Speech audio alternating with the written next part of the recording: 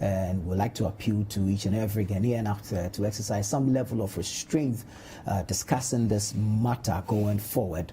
Let's respect the family. Let's give them enough room to mourn the death of the former president. Pretty shortly, we should be speaking to some of our respondents or reporters who are out there. Well, we're sending some to the hospital, some to his residence at Rage, and hopefully some to Sogakope, his residence there, to bring us up to speed with respect to developments in these particular areas that I have mentioned. And so the sad news is that former President, Flight Lieutenant Jerry John Rawlings, has passed on.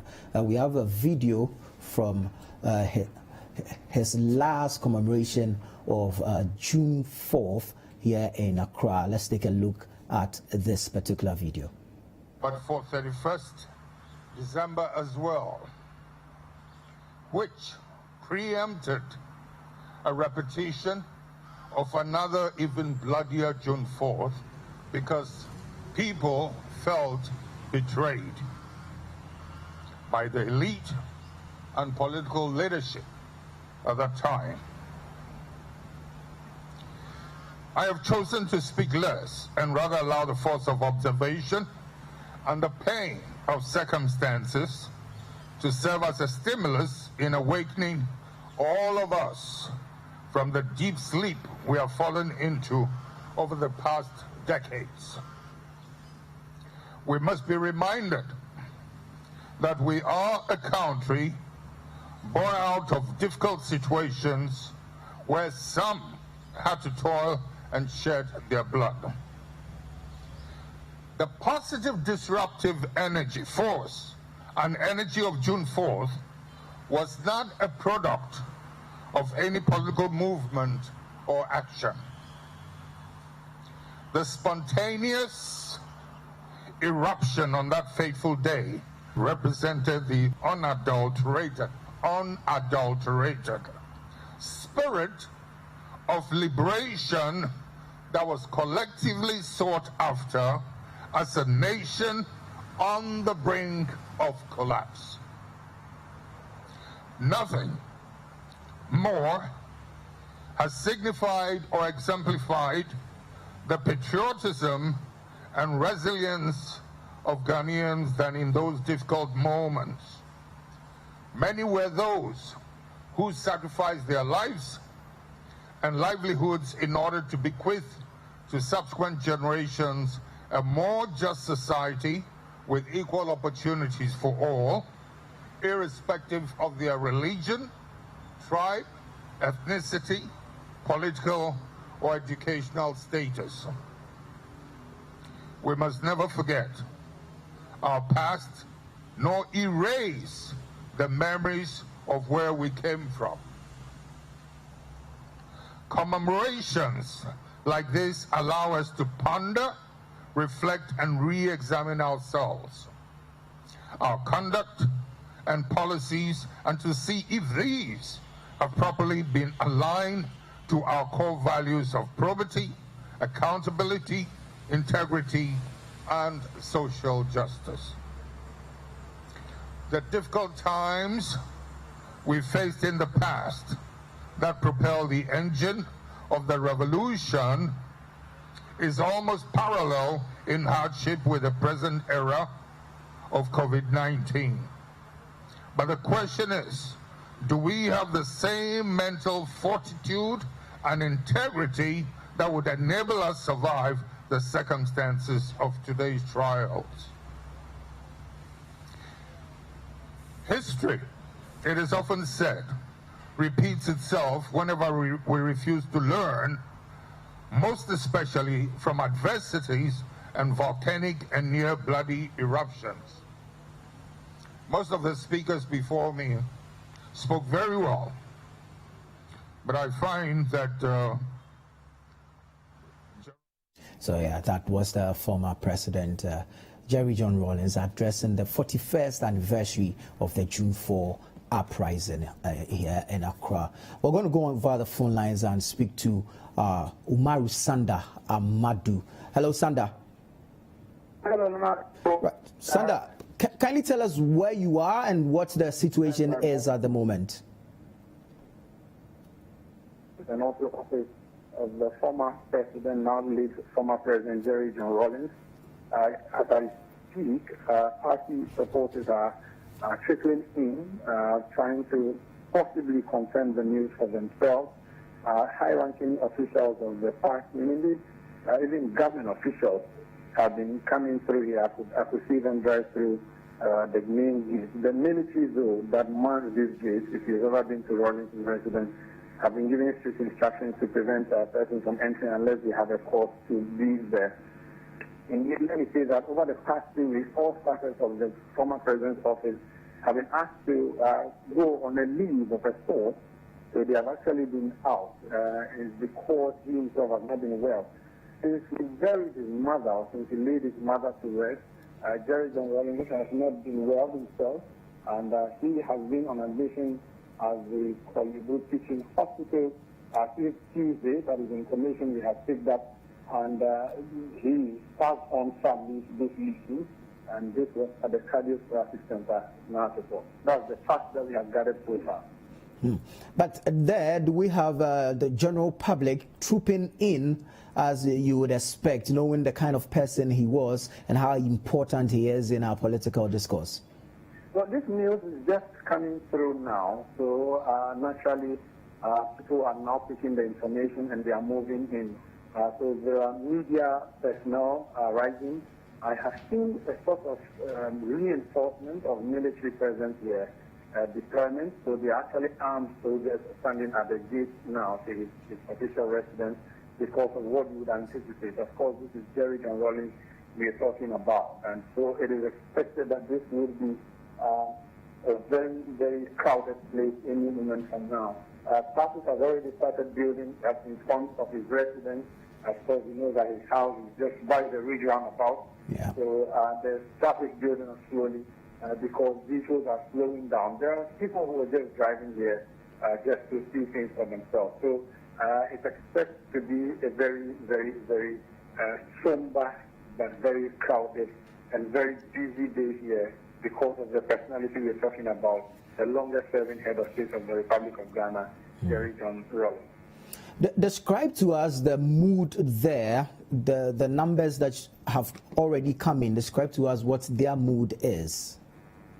Well, a lot of it is one of doubt. There are many people who do not want to believe the story, disbelieve, if you like. They've heard the story, they are coming here to confront for themselves.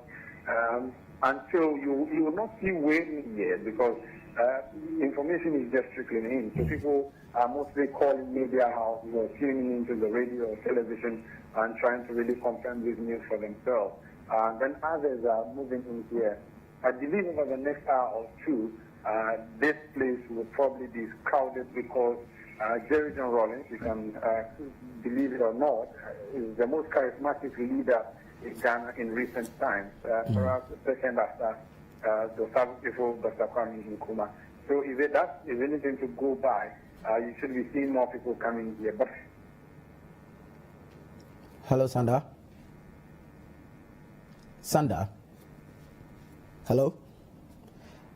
We seem to have lost Omaru Sanda there, but he was reporting from the residence, the ridge residence of the late former president Jerry John Rawlings. He just mentioned that there appears to be some military reinforcement. Obviously, you would expect that numbers will triple. People would want to know or want to confirm that indeed this news is true, and so definitely you would expect people to troop to the residence, also knowing the kind of personality that he was. And so it is just right that there will be some level of reinforcement there at the house. But Bernard, earlier we just saw a clip of him addressing the 41st anniversary of that June 4 uprising, and we saw that new look he had put on, which he sometime back jokingly attributed to COVID-19. Rawlings has always been an enigma. He's always been a show boy. He's always been one that has captured the imagination. I mean, I have emceed programs or moderated events where he's coming, even as a former president. And there are times when he comes, no matter what time he comes, everything changes. He has this presence with him. So he's been an as Umaru Sanda correctly said, the most charismatic leader we've had in a long time, captured the nation's attention. So, and to just leave 2 weeks after he buried his own mother, I mean, it's almost like attention grabbing from beginning to end. Yeah. All right, it's been a very, I don't know, I call it an evolution. Okay, from a soldier, military leader, coupist, and then he transitions into a democratic leader, president who, in a sense, gave us the Fourth Republic. Because again, if you listen to a lot of the people around him, he had to be convinced to do this. And then, if you listen to his last speech, okay, talking about democracy and how it's not necessarily helped us, he's been an enigma. But we've seen a softening of the man in terms of his comments about even our politics. The level of his the sharpness has come down a bit. He's been slower. He's been a bit more gentle in his last days. So for those who've observed, as Omar Sanda also said, he's not been that well. And look, I've spoken to people who say, for many people say they are brave, but nothing really compares to. Sanda is back, okay? All right, we understand Sanda is back on the line. Hello, Sanda. Yes, no, before I'm back. Apologies, the line tripped there. That's fine. That's fine. So you mentioned earlier that there was some military reinforcement, which is quite expected. But we would like to find out how accessible is the residence at this time. Okay, so let me just say that it is not as though troops were deployed here purposely for this. If you know the official residence of Jerry and Rawlings, and also you know that it is always manned by soldiers. Now, a lot of them are inside the house, some are on the precincts of the house. This whole area is a security zone. You do know that the office or house is not far from the DNI offices. And so this is actually a security area, and so there are a lot of security men now. So a lot of the soldiers who would have been in the house have moved out of the house, standing at the gate, holding their weapons. This is, of course, something you should be expecting because, like I was saying earlier, it seems to continue the way they are continuing and judging the Rawlings by whom he is. We should be seeing more people showing up here, and it is people who are here just to mourn him. People who are just here to mourn him, who have heard this information and who would want to just come and confirm for themselves. The numbers are not that huge here because the news is still trickling in. Let me just move in and speak to one or two of the people who are here. This go ahead. Is obviously an NBC official, NBC member who probably has come here to confirm this news. Bill, give me your full name and then let's start. So this is Bill Hoglo. He works with the office of the NBC running mate, Professor Nana Jane Okufajima. Bill, our condolences to you and your party. When did you hear this information? Tomorrow, not a moment to talk. So I was just on my way for some engagement. From colleagues, hoping to confirm more or less. Hello? I had to rush to the house because obviously we are blessed to have access to them. So we just decided to come home and confirm. Let me say anything. How much of Rawlings do you know? What does Rawlings mean here? Well, this question, it's Rawlings is my idol. Is my hero, my mentor. I keep on saying that it was even because of Rawlings that I went for master school, for example. He meant that much to me. And in my family, you have my big brother called Jerry, simply because of the Rawlings factor. And Rawlings is an icon. It's an icon. It's somebody I spent quite some time with, taking valuable lessons of life from. Also, learning from him the various things that happen right from the revolution up to today. He's been a father, call it a godfather. I'm one of those who call the Rawlings wives. All right. Hello, Sanda. So coming after we just buried Grandma. This is not. It's important you mention the burial of grandmother, his mother. We are picking up information that has not been the same thing they buried his mother. What are you saying? I wouldn't want to speak to that. I really wouldn't want to speak to this. These are things that, even if I did hear anything at all, these are things that really are not confirmed. I do not wish to go into that. But, of course, losing a mother, and being obviously the only son from that, side, it's not been an easy thing. I was just telling somebody that throughout the funeral arrangements and everything, he looked extremely strong. He carried himself out, even to the last minute. I recall in Cheta, he even shared jokes, urging us to remain peaceful, as Ghana to remain peaceful, that politicians will come and go, politics come and go, but we should remain as one people. We should forget the political divisions. And he makes mockery of a lot of things, even the essence songs and all of that.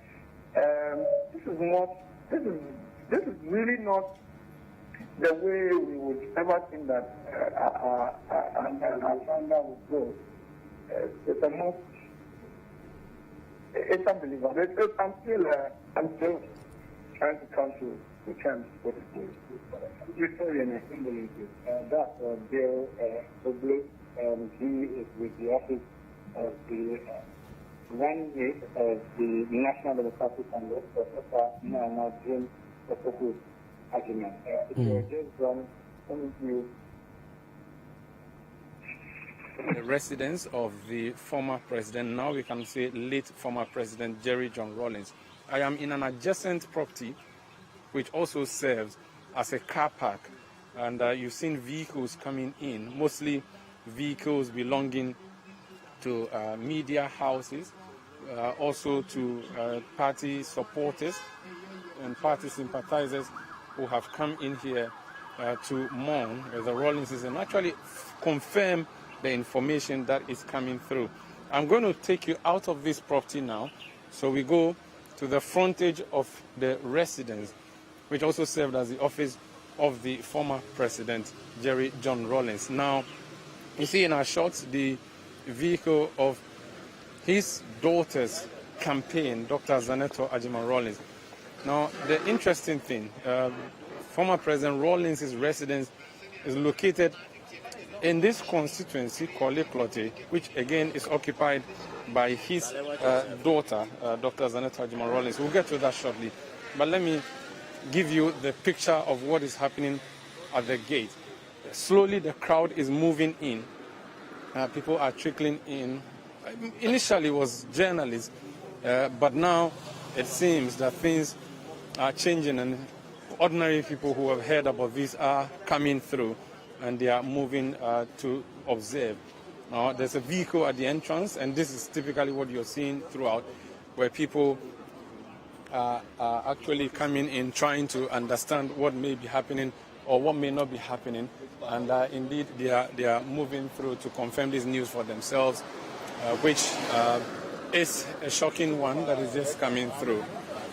This is Citi TV's coverage of the sad demise of the former president and perhaps founder of modern democracy, Jerry John Rawlings, who was passed this morning. We are told since he's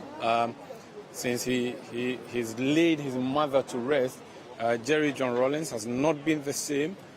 People are here and they really are just trying to take in the news as it is emerging. And it is really a difficult moment. A man who left power exactly 20 years ago is dying today. Strange coincidence that barely a month to the 20th anniversary of his exit from power, or the beginning of the exit of power, which is December 7, 2000, where he did not contest in the election, but after which there was a decision to replace his government, we are seeing an emergence or the exit of this same gentleman from the world. Jerry John Rawlings, very charismatic, very loved, and yes, people are moving through to see what is happening and actually to confirm this for themselves. I'll move through and see if I can talk to a few people. Mostly journalists. But hello, are you a journalist? No, I'm not. Oh, okay. I'm a member of the party. You're a member of the party. What's your name? My name if is. you could just go up a bit. My name is Edward Achudola Seshim. Yeah. Why are you here? I just heard the sad news about the demise of our founder, so I decided to come here to verify for myself. And then from all indication, I can say it is true. The founder has left us, which is very sad. But what will you say? There's nothing more you can say. What does it mean to you as a person and to your party? It means a lot to me personally because I joined the party basically because of him, because he really inspired me, some of us, to join the party. So I really joined the party because of him, the founder. And then for the party also, we'll miss him because all of us know how he is. He's a very principled, straightforward person. He speaks his mind. People disagree with him. You agree with him. He speaks his mind, and we all learn from it. And the party will miss him greatly. The party will really, really, really miss him. Our condolences. Let me move in and speak to a few more people. If I could just... hello, sir. My name is Umaru from Citi TV. Can I speak to you? No problem. What's your name, sir? I'm Obi, Obuama. Obuama. Right. Okay. Why are you here? I came to the hospital with my mom for a regular checkup. Over the year, JJ has passed on to glory. So I said I will come and see what is going on in front of his house. What do you remember of JJ? A lot. I was in the secondary school. That was 1979 when he did the first school. So we were listening to commentary how it was going with Odate Wellington, and I did enjoy that particular coup. Apart from that, I also remember when the cocoa and the railway were in bad shape, he did a lot to organize people to bring this cocoa and set up the railway in order. So JJ is a good man. What is it's unfortunate that at the end of his lifetime, the party rejected him. NDC rejected him. They just pushed him aside. That is the most painful thing. So if today NDC will stand up and say that I'm mourning JJ, they are joking. Because during all their campaign, everything, JJ was not involved. And it's a fact. So I don't know why NDC will celebrate JJ at this moment. Are you an NDC member? Oh, no. I'm a sympathizer of all the parties, especially MPP. But I'm talking the truth. So you love Rawlings? I love Rawlings as a person. But you're not an NDC? I'm not an NDC person. Okay. So that's all. What do you mean? What do you think his death will mean to the country today? Oh, it's a big statement. It was rather unfortunate that he just buried his mom some few weeks ago, and how do you call it? He just cannot enjoy himself, and he has passed on. So it's a very big blow to the country. We cannot keep on losing men like Rawlings. Thank you for speaking to us, and condolences. Thank you also. So that's Obi there.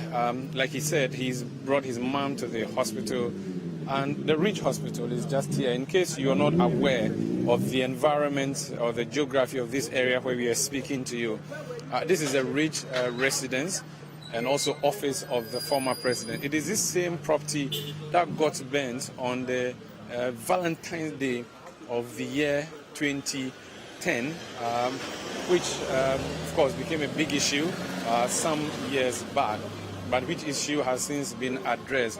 This is the same residence where he's been all these years. Indeed, the frontage of the house has a road that connects the Ridge Hospital to the main Liberation Road towards the central part of Accra.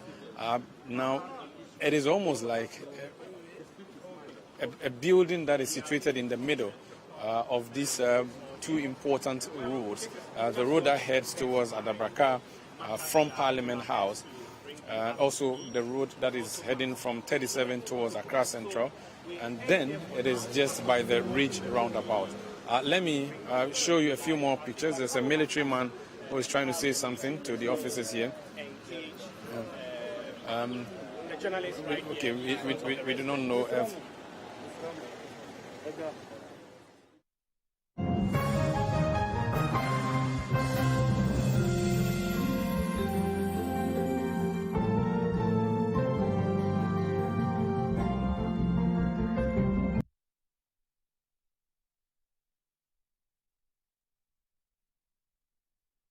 So that was the host of Eyewitness News on Citi 97.3 FM, Umaru Sanda Amadu, bringing us live pictures from the Ridge residence of the late former President, Flight Lieutenant Jerry John Rawlings, who passed on earlier today, Thursday, November 12, 2020. In studio with me is the host of the Citi Breakfast Show on 97.3 FM. Citi FM, Bernard Affle. Now, I mean, we have all the words to describe the former president, but his charisma and what he stood for, probity, accountability, transparency, that he lived by even until his last day, and the fact that he was able to make mockery even of serious situations and even to switch and take a swipe at people who fell off the mark. And I mean, there's so much we could say about this. This is a big story. This is huge, and the fact that a lot of people haven't even heard. So from Imaru Sanders' report, people are now hearing and moving there. So this is a big story, and it's going to color at least the next week or two, if not the rest of the year for Ghanaians. So it's a huge story. Now, the late president is who you call founder of the National Democratic Congress. Now, that party's flag bearer now is on campaign in the Ashanti region. We understand that the news has gotten to him. We have one of our own, Ni Ayikwe Okain, with him currently. And so he joins us via telephone to give us the details of how the former president, now flag bearer of the NDC, has received that news. Good afternoon, Ni. Hello, yeah.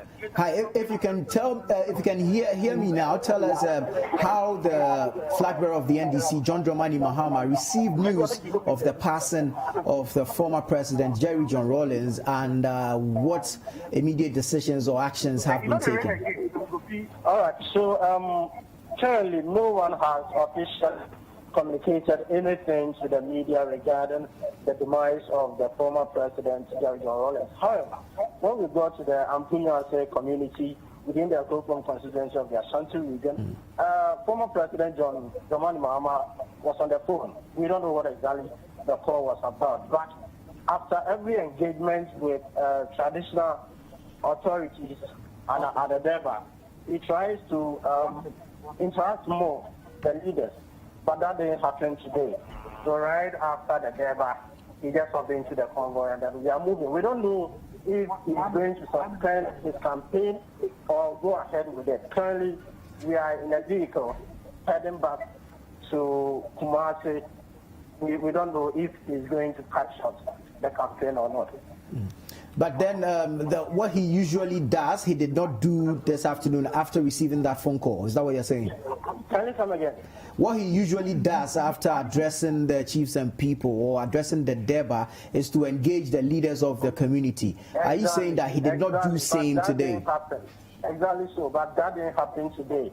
And we don't know if he's going to cut it short or not. But we are sure that he has heard the news of the demise of the former president. Well, you have been with him for the past few days. His mood in the past few days and now, are you able to gauge and make some inference in there? I can't hear you clearly. Are you able to gauge the mood of John Dramani Mahama, comparing it to that of, say, yesterday or 2 days ago during this tour, and now after receiving the said phone call? No, so right after the Deba, he hopped into the vehicle. So we are currently in the convoy, and we can't tell his emotions. But we're hoping to get down and then hear something from him regarding this particular incident. All right. Thank you very much. Nia Ikwe Okaine is our reporter who is on the campaign trail of John Dramani Mahama, NDC flag bearer, currently in the Ashanti region. Now, he tells us that after receiving a particular phone call, what he usually does after a thereby is to engage the leaders of the community. But that did not happen today. Currently, they are in a vehicle heading back to Kumasi, and it is not clear what the next line of action will be. But let's bring you some details about this statesman who has just passed on. Jerry John Rawlings, born 22nd June 1947, died at the age of 73. He is a former Ghanaian military leader and subsequent politician, having served Ghana for 20 years from 1981 to 2001. He served briefly also in 1979. Jerry John Rawlings led a military junta until 1992 and then served 2 terms as the democratically elected president of Ghana. Now, Mr. Rawlings initially came to power as a flight lieutenant of the Ghana Air Force following a coup d'etat in 1979. Prior to that, he led an unsuccessful coup attempt against the ruling military government on 15 May 1979, just 5 weeks before scheduled democratic elections were due to take place. Now, after initially handing power over to a civilian government, he took back control of the country on 31st December 1981 as the chairman of the Provisional National Defense Council, PNDC. In 1992, Mr. Rawlings resigned from the military and founded the National Democratic Congress, NDC, and became the first president of the Fourth Republic. He was re-elected in 1996 for 4 more years. After 2 terms in office, the limit according to the Ghanaian Constitution, Mr. Rawlings endorsed his vice president, John Atta Mills, as presidential candidate in 2001, which the NDC lost, and then Mr. J.A. Kufuor became president on the ticket of the NPP.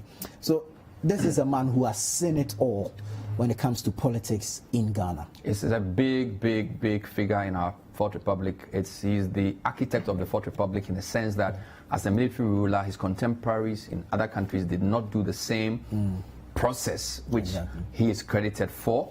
And as I said, he's gone through our 4 evolutions: 79, where there was a mutiny, 81 to 92 under the PNDC, 92 to 2000 as NDC. Then between 2000, even in the post-2000, the 20 years after 2000, you can divide that into 2.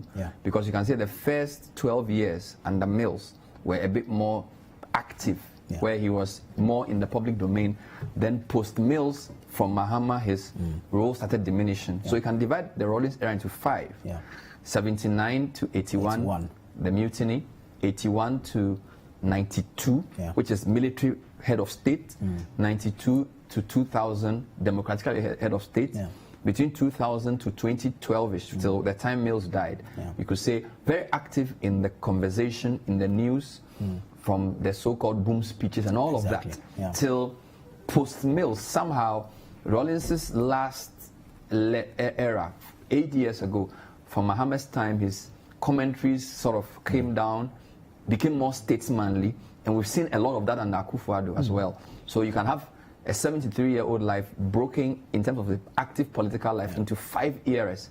And then, of course, as Bill Bogolo said to Sanda, the death of his mother has been a big one, because if you don't forget that he grew up almost like in a single mother home, because his father wasn't really here. So look, this is the closest person to him, possibly by his wife and children, who we all know lived in Tema, very close. And if you read his own tribute and listened to his tribute to his mother, how disciplined, he got a lot of his values from her.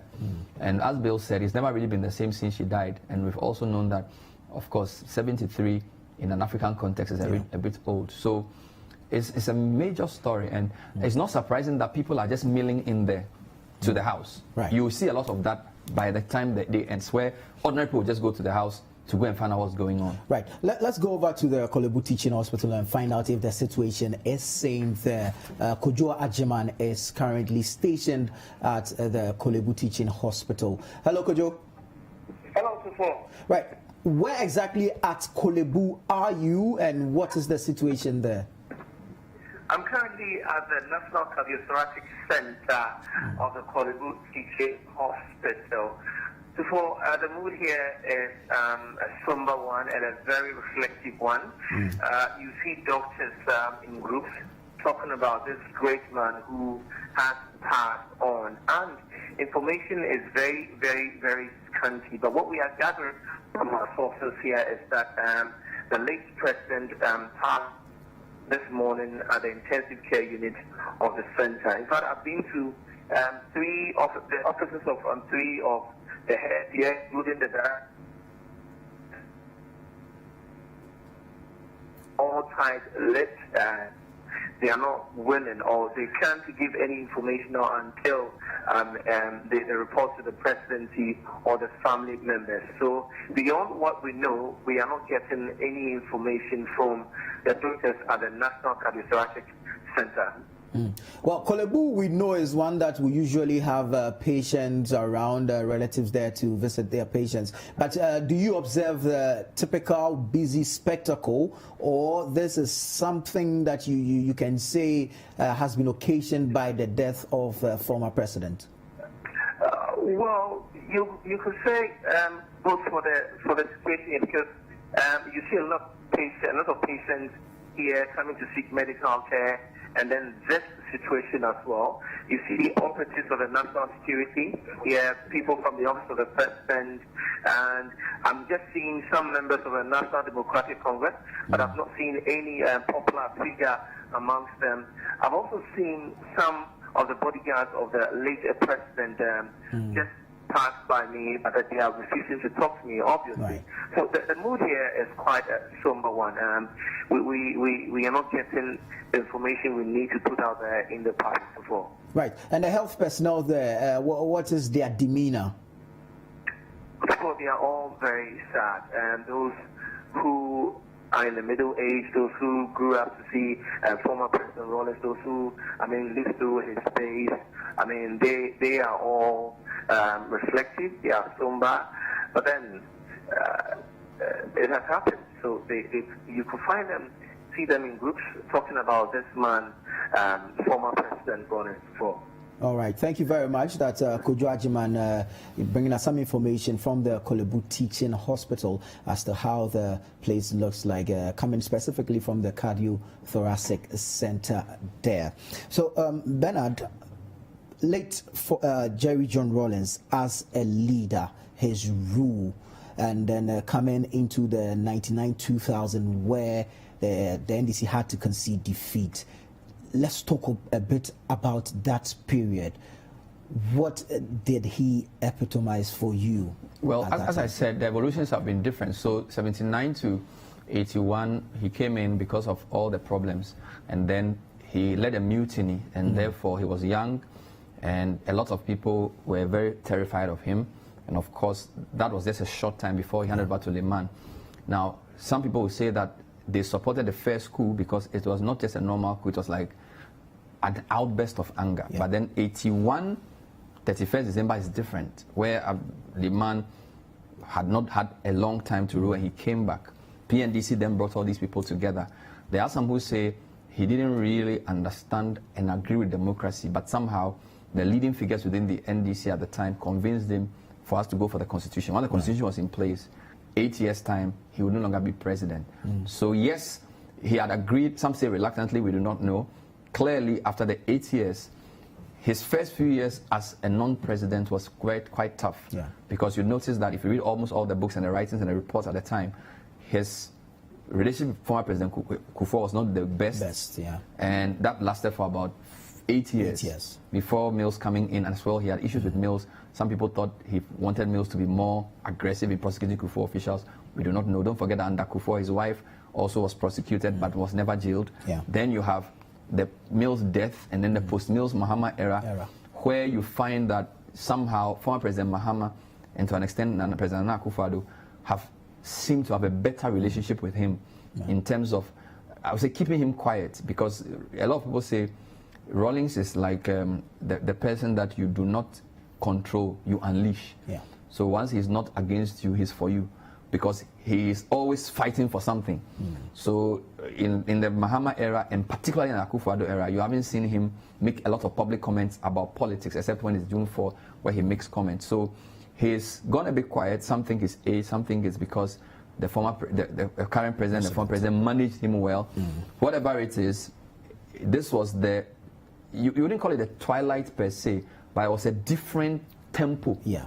Okay, where you see, for example, the 70th birthday, we have this video we did where he was with his kids, wife, taking photos, the birthday party of his mother as well. You see a different side of him, more humorous side.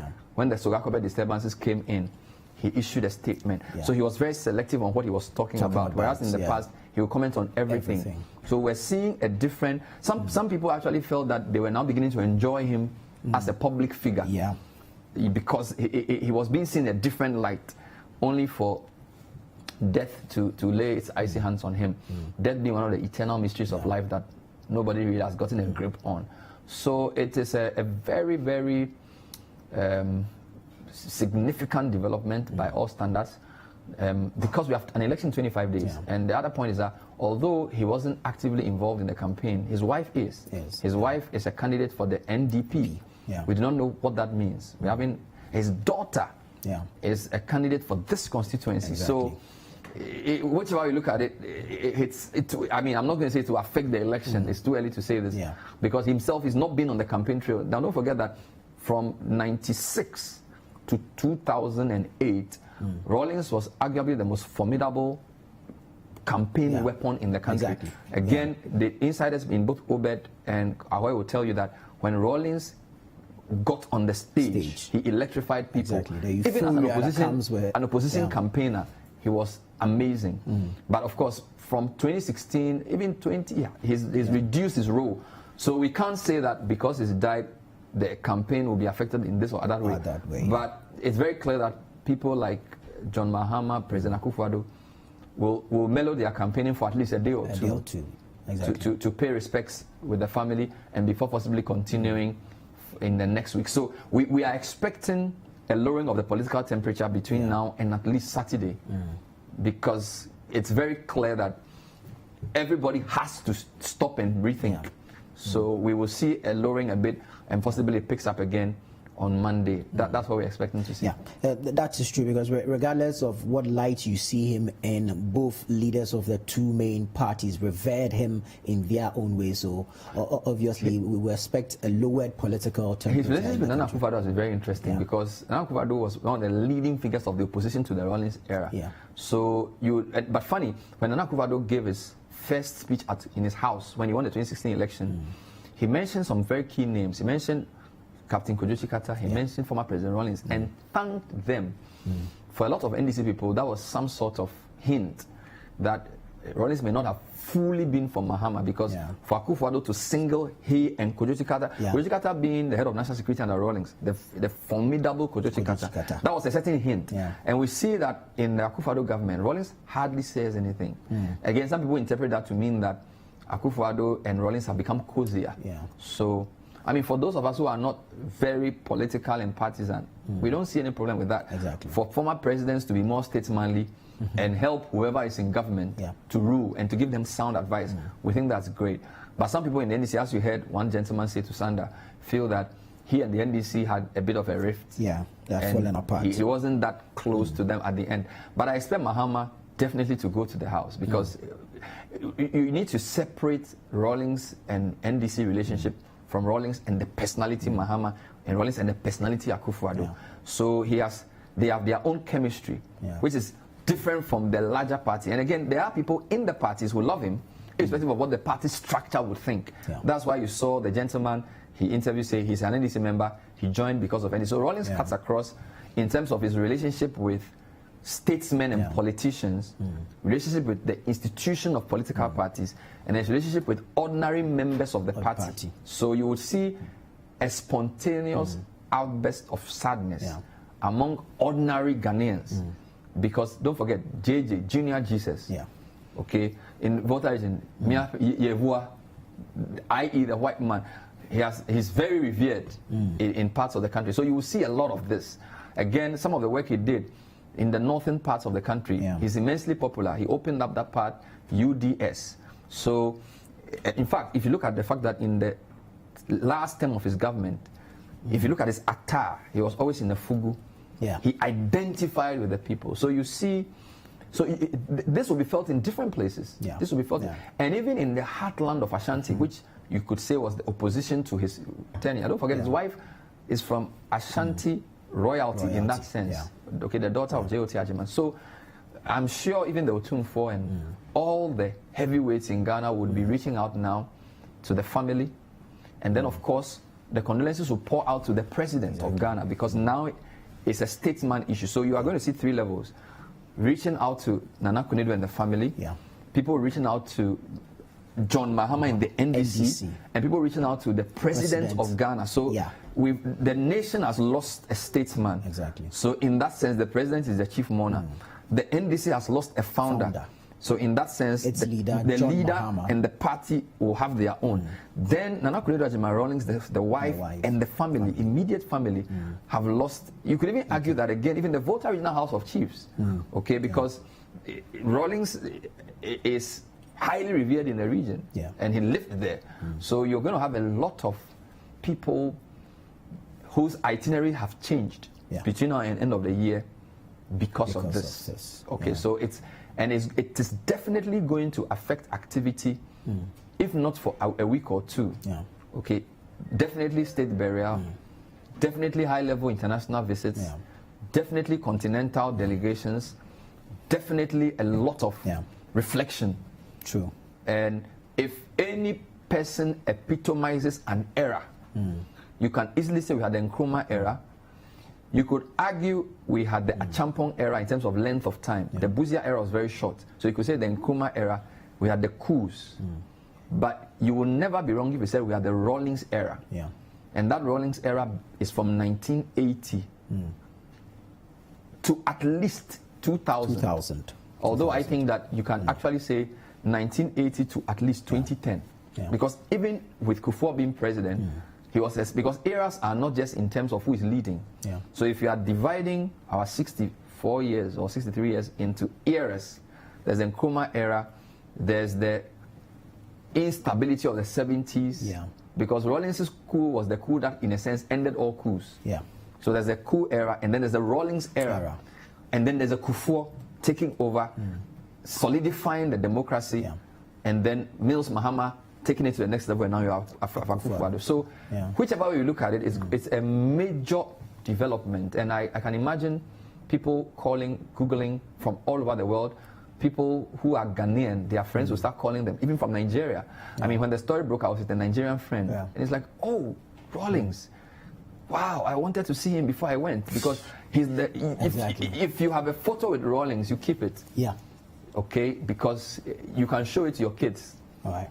So let's go to the Upper West region. Latif Mahama joins us via telephone.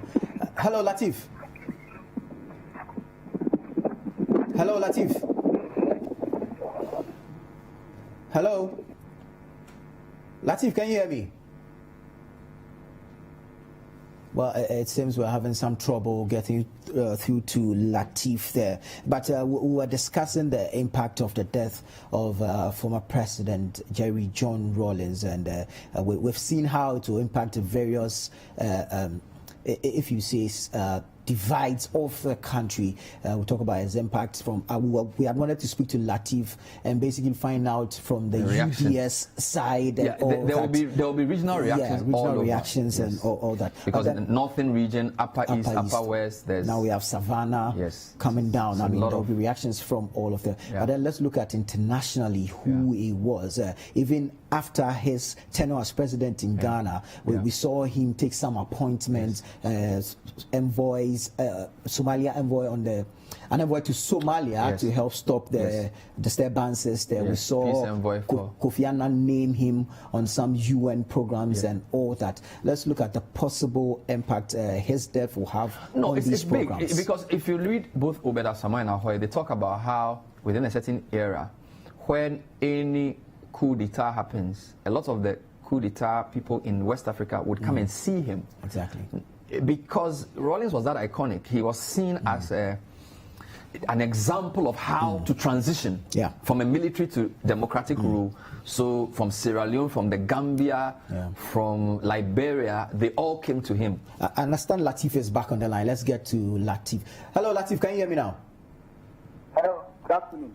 Afternoon, Latif. Kindly paint us a picture of the mood of people in the Upper West region after hearing the news of the passing of the former President Jerry John Rawlings. Thank you so much. The news of the death of the former president is spreading here in the Upper West region like wildfire. A lot of people in shock about the demise of the former president. I went through the principal streets of Wa, and it's like almost everybody is talking about the death of the president. If you care to know, former President Rawlings is one who was loved by residents here in the Upper West region, to the extent that you have major streets in Wa, the regional capital, named after him. If you go to the various districts, it is not uncommon to see streets named after him. A lot of people are remembering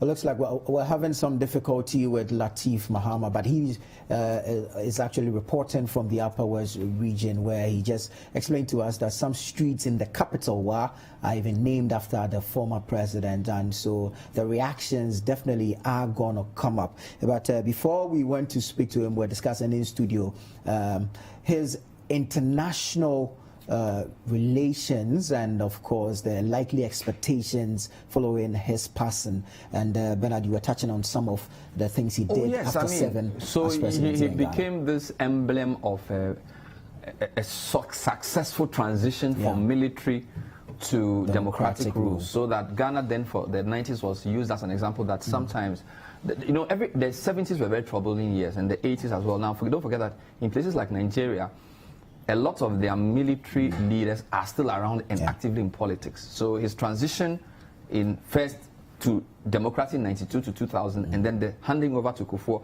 was very key for Ghana. So a lot of people hold that up as an example, because in some countries, people have refused to go. Okay, so he's not in the same sense of a Mandela, but in sense of basically just going and handing over to a different party, and then Kufuor then handing over back to Mills, and then Mills, Mahama to Akufo-Addo. That's really set Ghana apart. And a lot of people feel that Fourth Republic, for the point of transitions, we should credit a lot of that to him.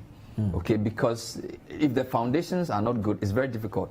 I think with all its flaws in our constitution, he's contributed to where we are, because we have had over 25 years of a stable democracy. And for that, we have to be grateful for him and the team around him for initiating it, and for those who agitated for it to happen.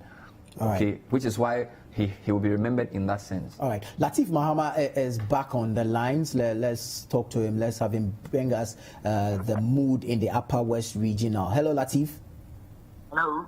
Yes, so you were telling us about how the people in the Upper West region have received the news of the passing of former President Jerry John Rawlings. Paint us a picture. What is the mood in the region now? Well, currently, as I talk to you, a lot of the people are engrossed with grief and shock, because most of them I spoke to indicated that they never heard about his sickness, and that they received the news with great shock. I must say that Rawlings was somebody who was loved by many here in the Upper West region.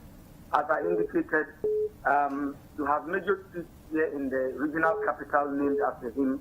If you go to the various districts, it is not uncommon to see some streets named after the former president.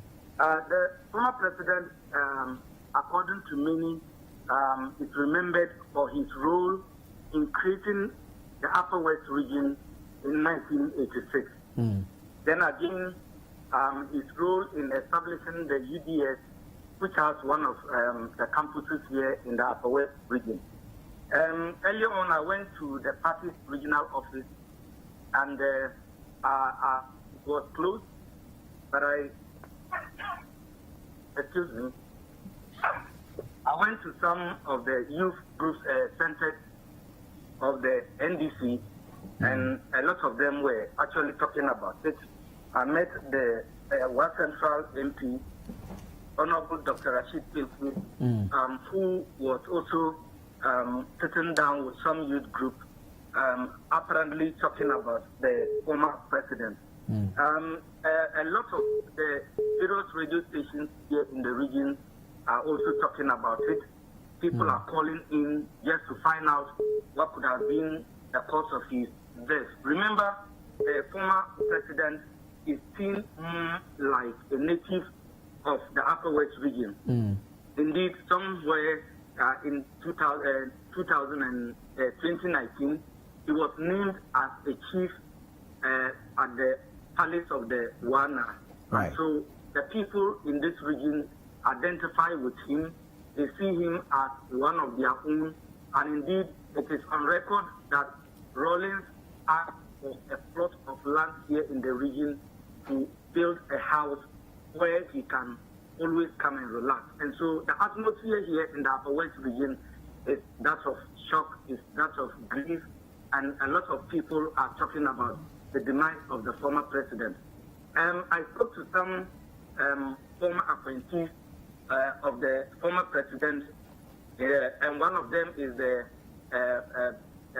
paramount chief of the Bule traditional area, Nasidu Brahma, who happens to be the longest DC during the regime of the former president. And he was actually devastated about the death of the former president, and he said that they are yet to come out as a party here in the region with a way forward with regards to the death of the former president. But generally, the atmosphere is in the state of mourning. People are calm, talking about it, and the party is yet to issue any statement or whatever about the former president. All right, Latif, thank you very much for that information coming in from the Upper West region. Now, obviously, we're going to see or hear orders for flags across the country to fly at half-mast and all that. But let's focus on the former president's contribution to our democracy and how he helped to give us that international appeal even after serving his tenure as president. So I think we need to just be careful. It's not just the democracy, because Rawlings overthrew a democratically elected government. Okay? So Liman was democratically elected, and Rawlings overthrew him on 31st December 1981. A lot of people felt that there was no justification for that overthrow. If you read the likes of Adam Mensah, they write a lot about that. So it's, you know, a lot of times when people die, we try to remember just the good parts. But to be a leader in a context like Ghana, there's the great, there's the good, there's the bad, there's the ugly. And I think he epitomizes all of that in different ways. But I think because of the rawness and the immediacy of this, we don't want to go into all the analysis. That's right. I'll read, for example, PLO Lumumba, one of the orators of our time. He's a Kenyan. He's just put on his Facebook page, "I am sad to learn of the demise of President Jerry John Rawlings, a good friend and a great man. Let's honor him by emulating his courage and candor. JJ, all soldiers never die." Prof. PLO Lumumba. Now, PLO, when he came to Ghana for the PAV and SAL lectures, I recall him saying he had to visit Achimota School because he had heard how it had produced a lot of our great leaders, including Rawlings. He had read so much about Achimota, so the team took him there.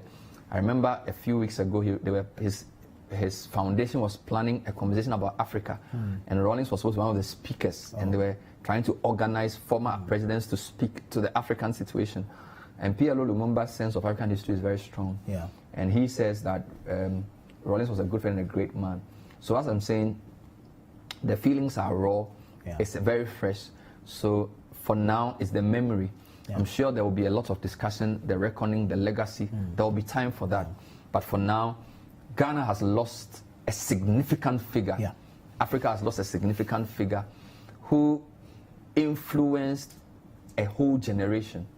I mean, there's no doubt about that between 1981 and at least the year 2010, this is how many years? 40-year period. Not 30 years. 81 to 2010. A 30-year period. He was very, very influential. The 20, in fact, where he was in charge, he was probably the most significant West African leader. Yeah. Because apart from Babangida, who had a long term in Nigeria, I don't see. I mean, there are others like Ayadema and Co. But in terms of the size and the impact and the recall, it's Ghana and Nigeria. And for that, you can say from 81 to the year 2000, clearly Rawlings was the person. He was the man. And he had very interesting relationships across the continent as well. He had a very interesting relationship with brother Muammar al-Gaddafi, the Libyan leader as well, and with people in Zimbabwe and other parts of the world. So, I mean, even Fidel Castro, Yasser Arafat, they all came here. I mean, there was a time where all the leaders were coming because, with all our faults, Ghana is firmly in the African consciousness. Nkrumah's role in Pan-Africanism and all of that. So, let me just say that if you tune into any serious TV station in Africa, this will be among the top 3 stories. Exactly. Okay, exactly. so for between today and close of tomorrow, any major African media house would report that former President J.J. Rawlings has died. That should tell you the magnitude. Yes, of this. Because for many people, Ghana, Rawlings is the name that comes to mind. So it's a big story. It's huge. Very huge. It is huge. Very huge. But likely expectations from now till Saturday. But before we do that, let's go back to the live feed. Umaru Sanda Amadu is at the Ridge residence of the former President Jerry John Rawlings, who has passed on to eternity today. Umaru Sanda.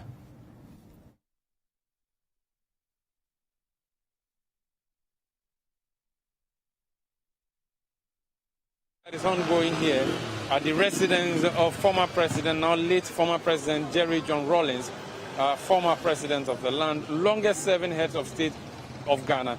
My name is Umaru Sanda Amadu. This is the Ridge residence of the former President. If I show you the gate or towards the entrance of his house now, people gathered here trying to understand what is happening or what has happened so far. It is a sad story for so many people who are coming in to pick the information and confirm it firsthand. Earlier, NDC party supporters with their pickup vehicle came through here to confirm things for themselves. What is happening now is that the crowd is increasing slowly. The gates to the former president's residence themselves are still being controlled by the military, but inside the house, there is some activity, and hopefully we get the chance to go through and understand what may have been happening in there. Officials of the party are largely coming through to see things for themselves and hear first-hand information, what is happening or what is transpiring. But media personnel, journalists are here in their dozens trying to capture all the movements. There is a motorcade that is approaching. I do not know if it's related to this particular one, but it seems it is not related. Actually, it is related. It's a motorcade that is entering the house of the former president. We do not know who this would be, but indications suggest that this will be high officials of the National Democratic Congress who are arriving here. But the gates, of course, again, are being closed by the security people here who would be overwhelmed by the presence of media men clamoring for information, clamoring to speak to people who have come in here. More vehicles arriving at the scene, people who are coming in here, mostly sympathizers of the NDC who are here to mourn their party founder. Jerry John Rawlings served as president for 20 years. He came in through the Armed Forces Revolutionary Council, AFRC, transmogrified subsequently into the Provisional National Defense Council, PNDC, before, when he guided the country into democracy in '92, emerged with his National Democratic Congress Party, which party has been the longest serving party in Ghana, having served for 8 years between '92 to 2000, and returning in 2009 to 2016 for another 8 years, and is now in opposition, a party that ushered the country into democracy. The former president founded this party, has run this government for the longest. This is his residence at Reach. Recall, this is a place that was gutted by fire some years ago, nearly a decade now. That has since been rectified. He's been operating from here. And the information we're having is that he passed on this morning at the Korle Bu Teaching Hospital, although there's conflicting reports suggesting that he may have passed on at the University of Ghana Medical Center. We're still cross-checking information. This is the residence of the former president, and these are all people who were here just having to understand, or trying to understand, what may have transpired this morning. Let me show you a few more pictures while I try to speak to some of the party supporters who are here. Hello, you're a member of the NDC? Yeah, I remember. Okay, what's your name? My name is Isaac. Isaac. Yeah. What's your full name? Isaac Kofi. Isaac Kofi. Where are you from? I'm from Aplau. Okay, why are you here today? I'm here because I heard that the Rawlings died, so I have to come around. How did you hear it, and what was your reaction when I you just saw it on my phone. So you decided to move here? Exactly. Where do you live? I don't live. I live at Ogisawan, but I work around here, near South. So you left to come and see what is happening. What does Rawlings mean to you? Rawlings is a NDC founder. I know him. He do a lot for Ghanaians. Yeah. Yeah. So that's what I know about Rawlings. Okay. Hello, you're a member of the NDC? Yeah, I'm a member. What's your name? I'm Tamim Yusuf Bawa. Where do you live? I live at Medina. Why are you here? I'm here because I heard the sudden demise of our former president and our founder. And how did you hear it, and when did you hear this? it was heartbreaking. I was listening to Citi news this afternoon. I heard that there's breaking news that the former president is passed on. What does Jerry John Rawlings mean to you? The victory has fallen for NDC and Ghana entirely. In fact, we've lost the democracy. Rawlings is the democracy of Ghana. He's the democracy of Ghana. Hadn't been Rawlings, us at this moment would have been in the coup d'etat. He ended the coup d'etat and then he brought us democracy. In fact, Ghana has a lot of lessons to learn from the demise of our former president, Rawlings. Personally, what do you remember about him? I remember I was born and bred in Nima. I remember in those days when he came for a cleanup exercise, he entered into it as a leader, and this is a role model. He doesn't sit and look at, he doesn't sit and ask to go and do. You see himself in the realm of affairs doing it. And Ghana has lost a leader. He is always wanted to be seen working, not only sitting. He's a working president type. You see him going to the offices unexpected. He made people to be working. And in fact, Ghana has lost. Indeed, Ghana has lost. That's what he's saying. Let me move in, see if I can get a few more views and reactions to this particular issue. Let me approach this woman. Hello, madam. Can I speak to you? Our condolences. When I saw you, I thought it's Edwiji when I came first. This is Umaru Sanda. Umaru Sanda. Yeah. Okay. How are you receiving this news? It's shocking. It's shocking. Unbelievable. We can't control ourselves, so we cannot contain it. We only pray to the Almighty to strengthen us, for us to accept it wholeheartedly. The Lord gave and He has taken. If only it is true. Some of us are believing it is not true. We hope they will tell us that it is a dream. Let it be a dream. That is our prayers. Otherwise, He is a victory. an oak tree that we've all been resting. Today, the tree is uprooted. Who will shelter us? Who will shelter us again? Who will shelter us again? Oh, Jerry, you kill yourself for Ghana. You kill yourself for Ghana. This shouldn't have been your end, but God knows best. We've accepted it. We pray for the Almighty to accept him in his bosom. Jerry, rest peacefully. Rest peacefully in your Maker's bosom. Rest in peace. Rest in peace. We love you. How and we love you most. How and when did you hear this? I heard the news around 10:30, 11. I just could not believe it.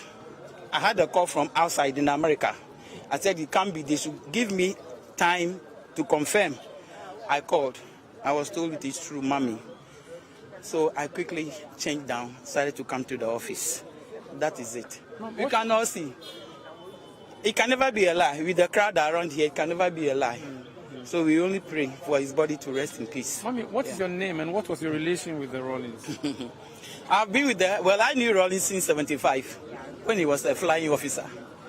We did sports together. We did the same events together. So I knew him before the revolution. And with the revolution, we've been together. As a kid, I've been with him. In the gutters, wherever he is, I'm a kid. He's our mentor. My name is Rejoice Ahiable, and I've worked at his office from the inception of the party up to date. He's our father, he's our uncle, he's our mentor, he's our everything. Our condolences, madam. Thank you. Now, let's move through and get a few more reactions to the demise of the former president, the late former president, John Dramani, apologies for that, John Rawlings, Jerry John Rawlings, who passed away this morning. And the news is still sending shockwaves across. And let me just move in and get a few more people who may have been commenting on this particular issue. Let me speak to a former deputy minister in the NDC administration, also served as a member of parliament, Honorable Rickett Hagan. You're one of the topmost politicians we are seeing here today. When did you hear this? How did you hear it? I just heard it a couple of hours ago, and I didn't want to believe it. I've just come from, as you know, we are in a campaign season. I have just returned from my constituency, to sort out a few things and return back. And I got this news. So the moment I got it, I thought, we've had this news before, and I thought it's one of those fake stuff. And of course, repeated calls started coming through from places that you will have to believe that something is actually going on. So I tried to call family members that I know, including my own sister, Senator. Her phone was not going through. I called the aides who work with President Rawlings that I also know very well, including his personal bodyguard, and all the phones were not going through. So I decided to drive straight through to this place, only to come and find out that this time it's not a fake news. As a young politician, what did Rawlings mean to you? Well, I didn't serve on the Rawlings government. When he came in 79, I was actually a kid, secondary school boy. But we all knew Rawlings and what Rawlings stood for, even at that young age. That he stood for discipline. He was against corruption, and he wanted an equitable society and all that, which he preached throughout his life. When I came into politics and came into government, became a member of parliament, that's when I started having a close relationship with him. In fact, he's a father figure, to all of us, especially to the NDC party, which he founded. But I had the opportunity to have a very personal relationship with him since I became a member of parliament and a minister. And I used to spend numerous times with him here in various places, that he spent time, including going to his village home a few times to spend time with him, So there's a lot that I remember, the type of conversations we were having. I wanted to know about what what informed the 1979 and all that, and he took me through a lot of things up to even the democratic time. So I've learned a lot from him. He gave me to some people which we call the cadres, who were pretty much an embodiment of the AFRC and then PNDC, for them to educate guide me, because I had been out of the country for many years. To give you a proper orientation. We media are not being allowed into the house. Yeah. You perhaps may have gotten a glimpse or possibly gotten the opportunity to go into family meeting going on. Okay, what do you know? What have the house? I don't know anything about it. Of course, I'm not a family member. So until the family finish the meeting, I'm sure they will come out with some kind of a press release or a press conference to tell us exactly, what has happened. I didn't know him to be sick since after his mother's funeral. Last conversation that I had with him was here when we were doing the mother's 1 week. When he said that we haven't actually met for a while because we have these sessional meetings we do from time to time. And then he said that maybe after the elections, we'll sit down and talk, and that was the last. Our condolences to you, sir. Thank you for speaking to us. My pleasure. That's Kweku Rickett Hagan. He's Member of Parliament, former Deputy Minister in the NDC administration. Let me try and get a few more people to speak to. Hello, sir. You're a member of the NDC? Not really, but...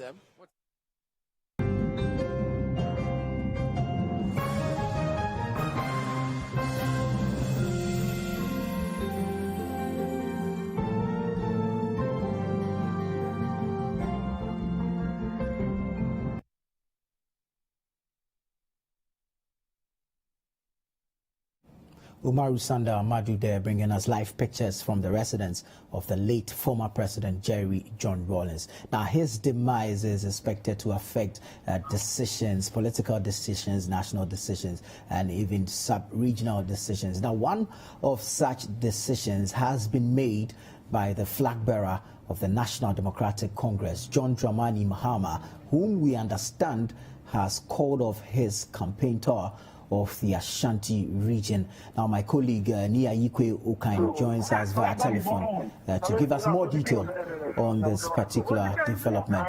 Hello, Ni. Hello. So we understand the flag bearer of the NDC has called off his campaign tour. Can you confirm this and give us more information on this particular decision?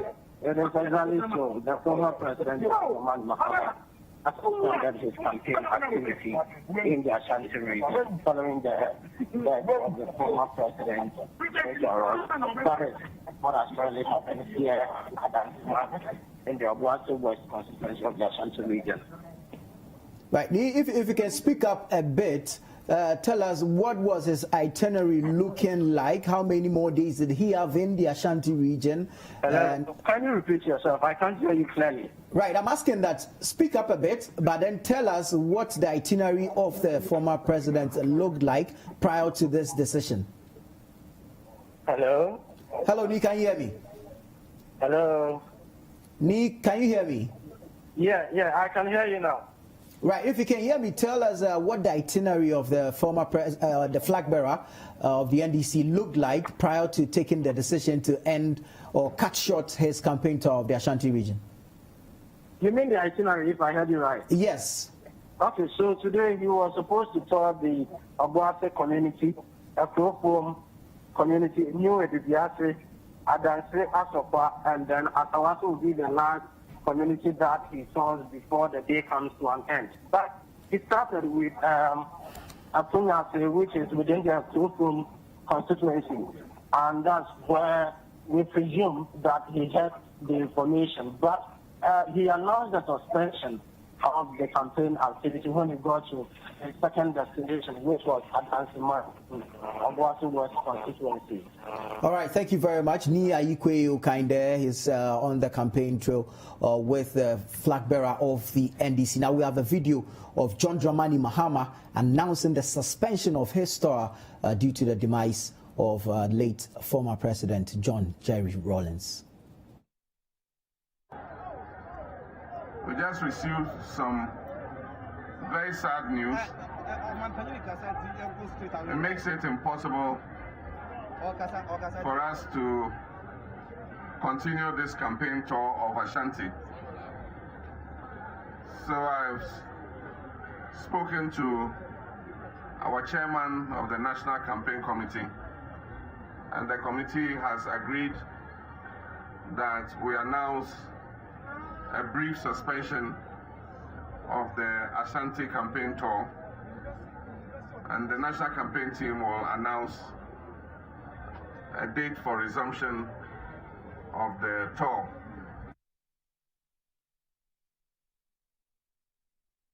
Right, so that was the flag bearer of the NDC announcing the suspension of his tour of the Ashanti region.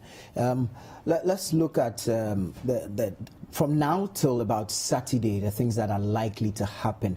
We've seen Sanda at the residence of the late former president. Who are some of the identifiable people who are likely to see there, and what are some of the decisions that are likely to come from there? So it's very clear that, of course, this is just sudden. So, but certainly in Ghana, when somebody dies, people sit down at the house, because that's where the widow is, that's where the family is. So you would expect a lot of traffic moving into the Rawlings residence, where I would imagine before close of week, you would have for President Rawlings, President Akufo-Addo, and all the key political figures go there.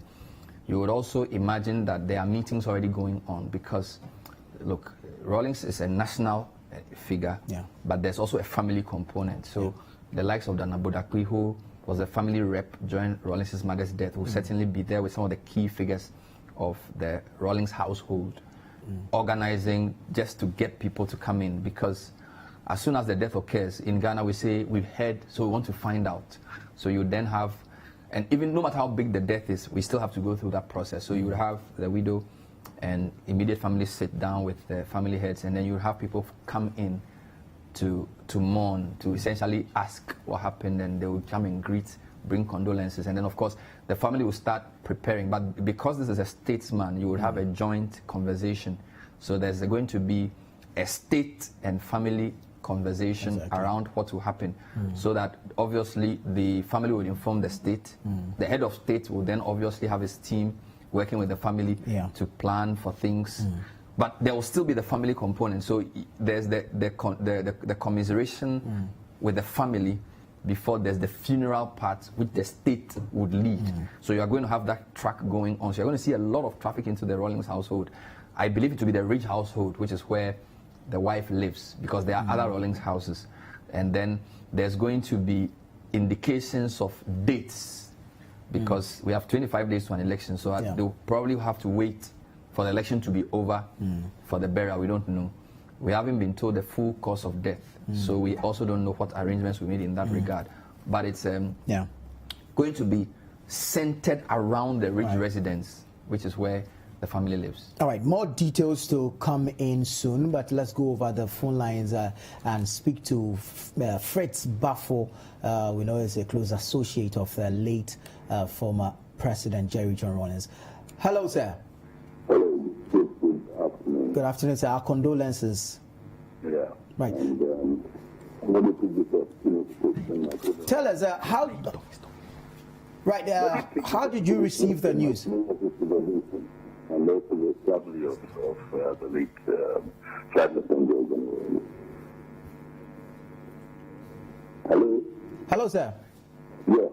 Yes, I was asking how you received the news of the passing of the former President Jerry Rawlings. Well, I heard it through the media, and then I went to confirm, and I heard it was true.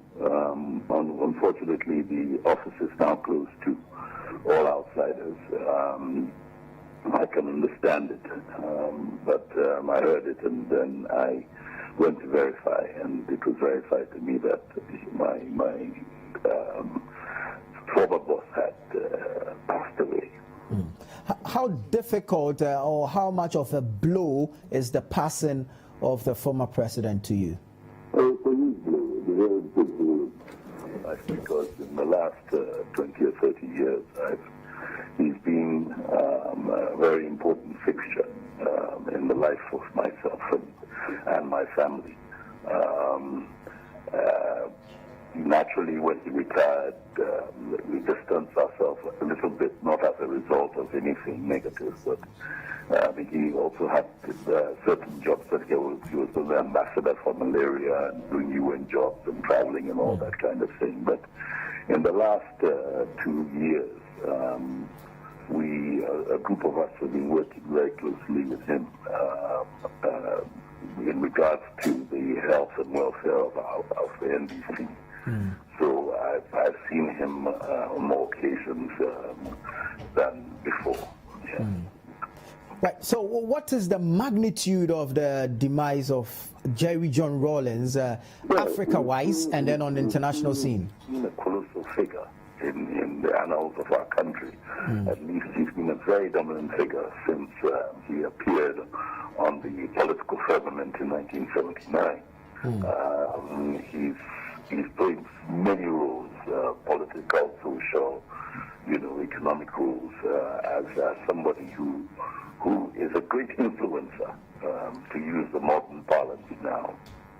So, it's a big blow, especially not only to his family, but to us in the NDC and the nation as a whole, because a lot of people in our country look up to him, all right. He has served very much in many ways as a conscience of the nation, because he's kept true to his ideals. Right. So, now, for us,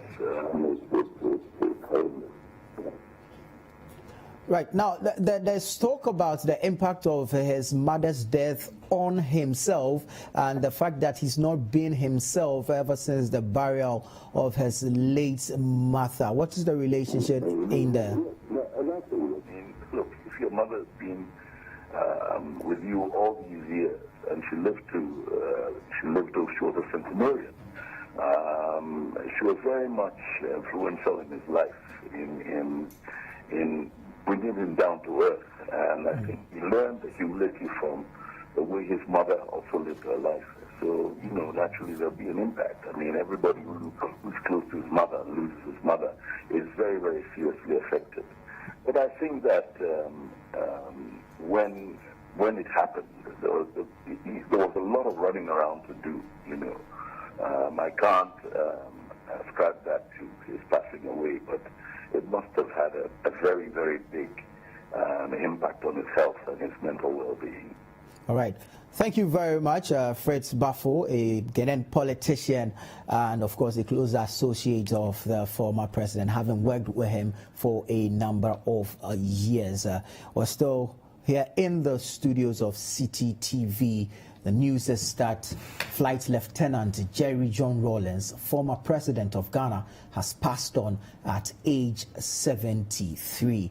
A number of things are expected to happen within the coming days, and we're looking at some of the likely events, especially from that of the family side and that of the state. And Bernard Avle is here in studio with me to look at the possible happenings from now till, say, about Saturday. Yeah, so as I said, death is, on a normal level, it's a family issue, but for the Rawlings we're talking about, this is now a state event. So as I said, there's the president is a chief mourner here already, so he's obviously going to be receiving calls from across the globe. Then Nana Rawlings, the wife, will obviously be receiving calls because she's the widow as well.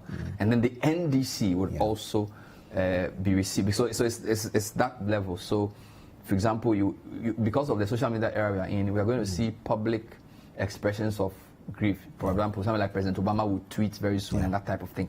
But you are going to see a state family coordinated conversation. You're going to see a lot of movement around the Rawlings household. It's going to affect the campaign in a way, because imagine if you're Zaneto, you just buried your grandmother 3 weeks ago, and Zaneto is Rawlings' firstborn.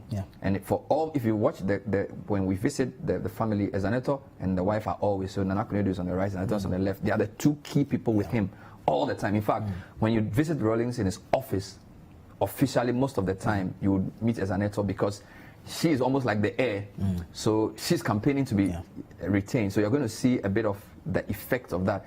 We just got a statement from James Ajeni Boateng officially announcing the suspension of the campaign of the flag bearer of the NDC as well.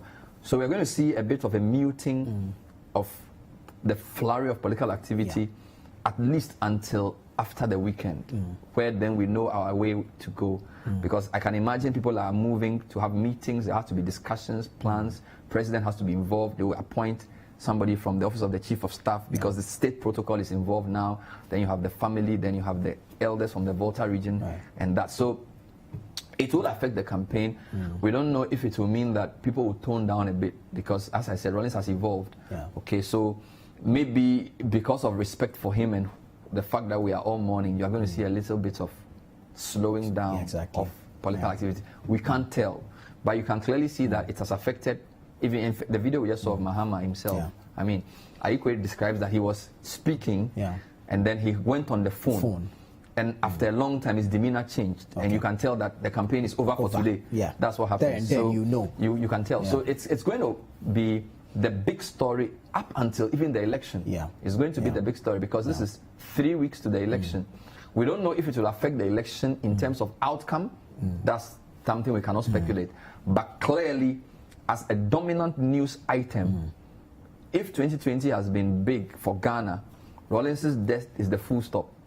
If it's the exclamation at the end, because COVID has taken a lot of people, things have been disrupted. Rawlings' death becomes the, we hope, that we don't, we hope it becomes the full stop. Just as he ended coups. Yes, it should bring the problems of 2020 to an end. Yes, that's what we're thinking. Well, if you just tuned in, the rather unfortunate news is that former President, Flight Lieutenant Jerry John Rawlings, has passed on at age 73. Now, we've been bringing you different perspectives into the passing or the demise of the former president and the likely happenings in the few days to come. Already, flag bearer of the NDC has called off his campaign of the Ashanti region. We're yet to know what his next line of action will be. But then that is the current situation. Jerry John Rawlings has passed on at age 73. Social media is awash with reactions, tributes are pouring in. Let's bring you a few of them. This is from the Honorable Frank Arnaud Dompre. Says, my heartfelt condolences to the NDC and all Ghanaians on the passing of His Excellency, former President Jerry John Rawlings. As founder of the NDC and first president of the Fourth Republic, he will be remembered for his role in transitioning Ghana from military rule to multi-party democracy. Then he posts a picture of the former president and says, my thoughts and prayers are with his family in this time of difficulty. This one is from Vera Kwakofi, and she says, reports from Ghana says the country's charismatic former president, Jerry John Rawlings, has died. JJ was a larger-than-life character. He defined an entire generation of young Ghanaians, and love him or loathe him, his presence loomed large in all our lives. So many stories to tell. Let's move to this one. Sahara Reporters, tweeting at Sahara Reporters. Ex-president of Ghana, Jerry Rawlings, is dead. And there's a link to a story there with two pictures of the late former president. President of Liberia, George Weah, has also sent in a tweet and says, on behalf of the government and people of the Republic of Liberia, and in my own name, I wish to convey deepest and profound sympathy to the government and people of Ghana, the Rawlings family, and the entire Africa for the death of a great statesman, former president. And he goes on to say, Ghana, Liberia, and Africa will miss a great leader. Liberia remembers his immense contribution to the attainment and sustainment of peace during our dark days of our own history. That's coming in from the president of Liberia, George Weah. Now we have Ian Walker, he's the British High Commissioner to Ghana, also tweeting, and the tweet reads, reading news that former President Jerry Rawlings has passed. The time for reflections will follow on this towering figure of Ghanaian life. For now, all my thoughts are with his family and loved ones. May he rest in peace. The BBC News Africa has also tweeted, and it has with it a link to a story, and it reads, Ghana's former president Jerry John Rawlings has died at the age of 73. There's a tweet from BBC Africa. Now, Dele Momodu of Ovation has also tweeted, and the tweet reads, "The saddest news of this year. My God, former President Jerry John Rawlings of Ghana has passed on. I am completely devastated. Good night, an African hero. R.I.P." And this one is from Nigerian musician Davido, and he tweets, "R.I.P. Jerry Rawlings." And so a number of reactions there. Obviously, the tributes will be coming in from various corners, as is expected, knowing who the former president was. But we're going to speak to General Anyidoho now to find out how he has also received this particular news. Hello, sir. Hello. Good afternoon, and thanks for joining us. Our condolences to you. Tell us, how did you receive this unfortunate news?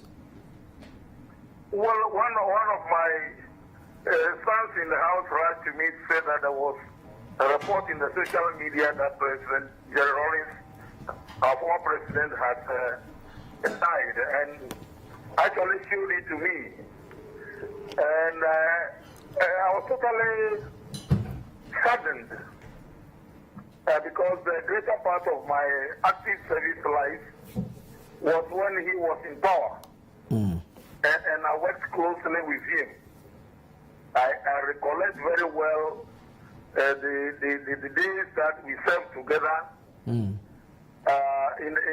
when he was head of state.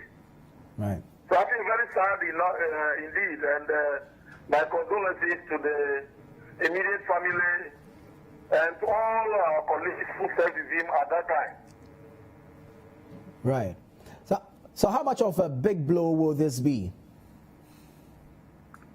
Well, I'm sure all of us who worked with him at the time will feel very sad indeed. Because we worked with him during a very, very difficult time of this country's history. When even at one time, even soap to bath with was not available. We cannot claim that we did everything well, but it was a difficult time, and we sincerely believed that we were working to bring this country back from its downward trend. Right. Major, can you describe your working relationship with the late former president?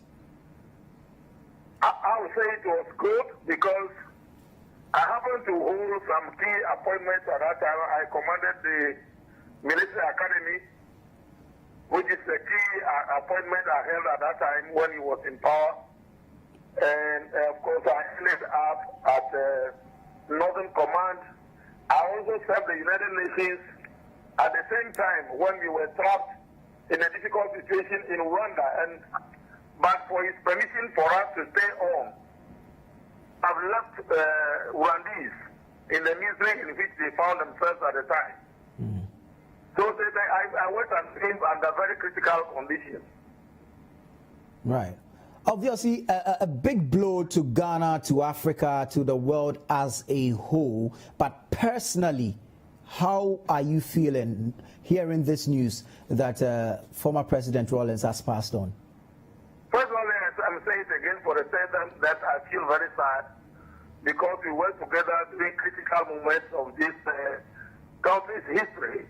And again, I'm not claiming that we did everything right, but we sincerely believe that we were working for the betterment of the spirit of this country. He was younger than I was, but for him to have the courage to ask us to, I think it was something that we should give him credit for. Right.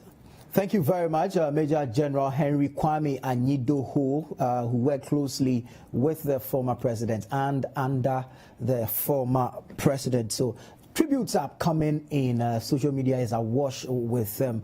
Just like you said, Bernard, it's likely to make the headlines across the world in the coming days. And we've seen the BBC Africa already tweet about it. Sahara reporters have also tweeted about it. It's also going to dominate our local news bulletins.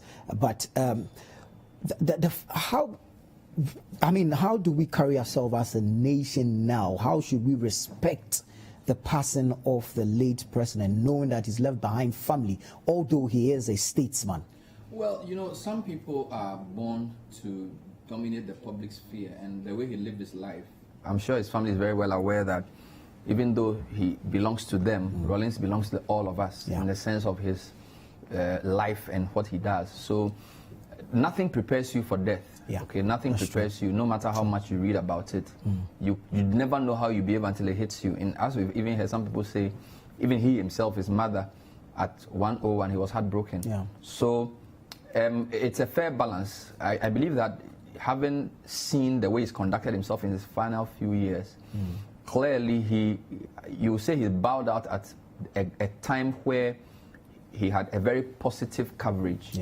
Okay, for if you look at the caliber of people who commiserated with him during his mother's death, priests, imams, politicians, ordinary people. The size of the state funeral for his mother at the State House, or the funeral for the State House, that should tell you that he had got into a new era of statesmanliness. Arguably, his highest point in his statesmanship, which ironically had to happen with his mother's death. Because this was still within the COVID era, yet people physically went there. Don't forget that the COVID restrictions had meant we are only going to have 25 before it went to 100. But the size of the crowd that went tells you people defied that. So it's clearly going to be a major I will have that story on the screen now. That's the funeral service for Madame Agbotui, mother of the late former president Jerry John Rawlings. And just as Bernard was describing, this is how big it was. If you see the number of people and where they came from to help him celebrate. Look, when you go to funerals, you'll be surprised how ordinary people would travel from the Volta region in buses. Okay, for funerals, sometimes you have to have a direct relationship with the person, but there are people who came on their own from different places because Rawlings' mother is dead. Exactly. It's not as if Rawlings called them to tell them. It's not as if Rawlings invited. Uninvited. That's the power of the man. So you have ordinary people who came just because it was Rawlings. All right. Bernard, let's go to Tefle now, where the late former president has a house, and let's go gauge the mood there. We have a reporter with one of the radio stations there, Freedom FM, and his name is James Aveji, joining us via telephone. Hello, James. Hello, Nana. Right. So what can you tell us about how the news of the passing of former President Jerry John Rawlings has been received in Tefle now? Okay. Thank you, and good afternoon to all our viewers. I must say that, in fact, the news got to us via your network, Citi FM, during the prime news on radio. That is how we got the news here.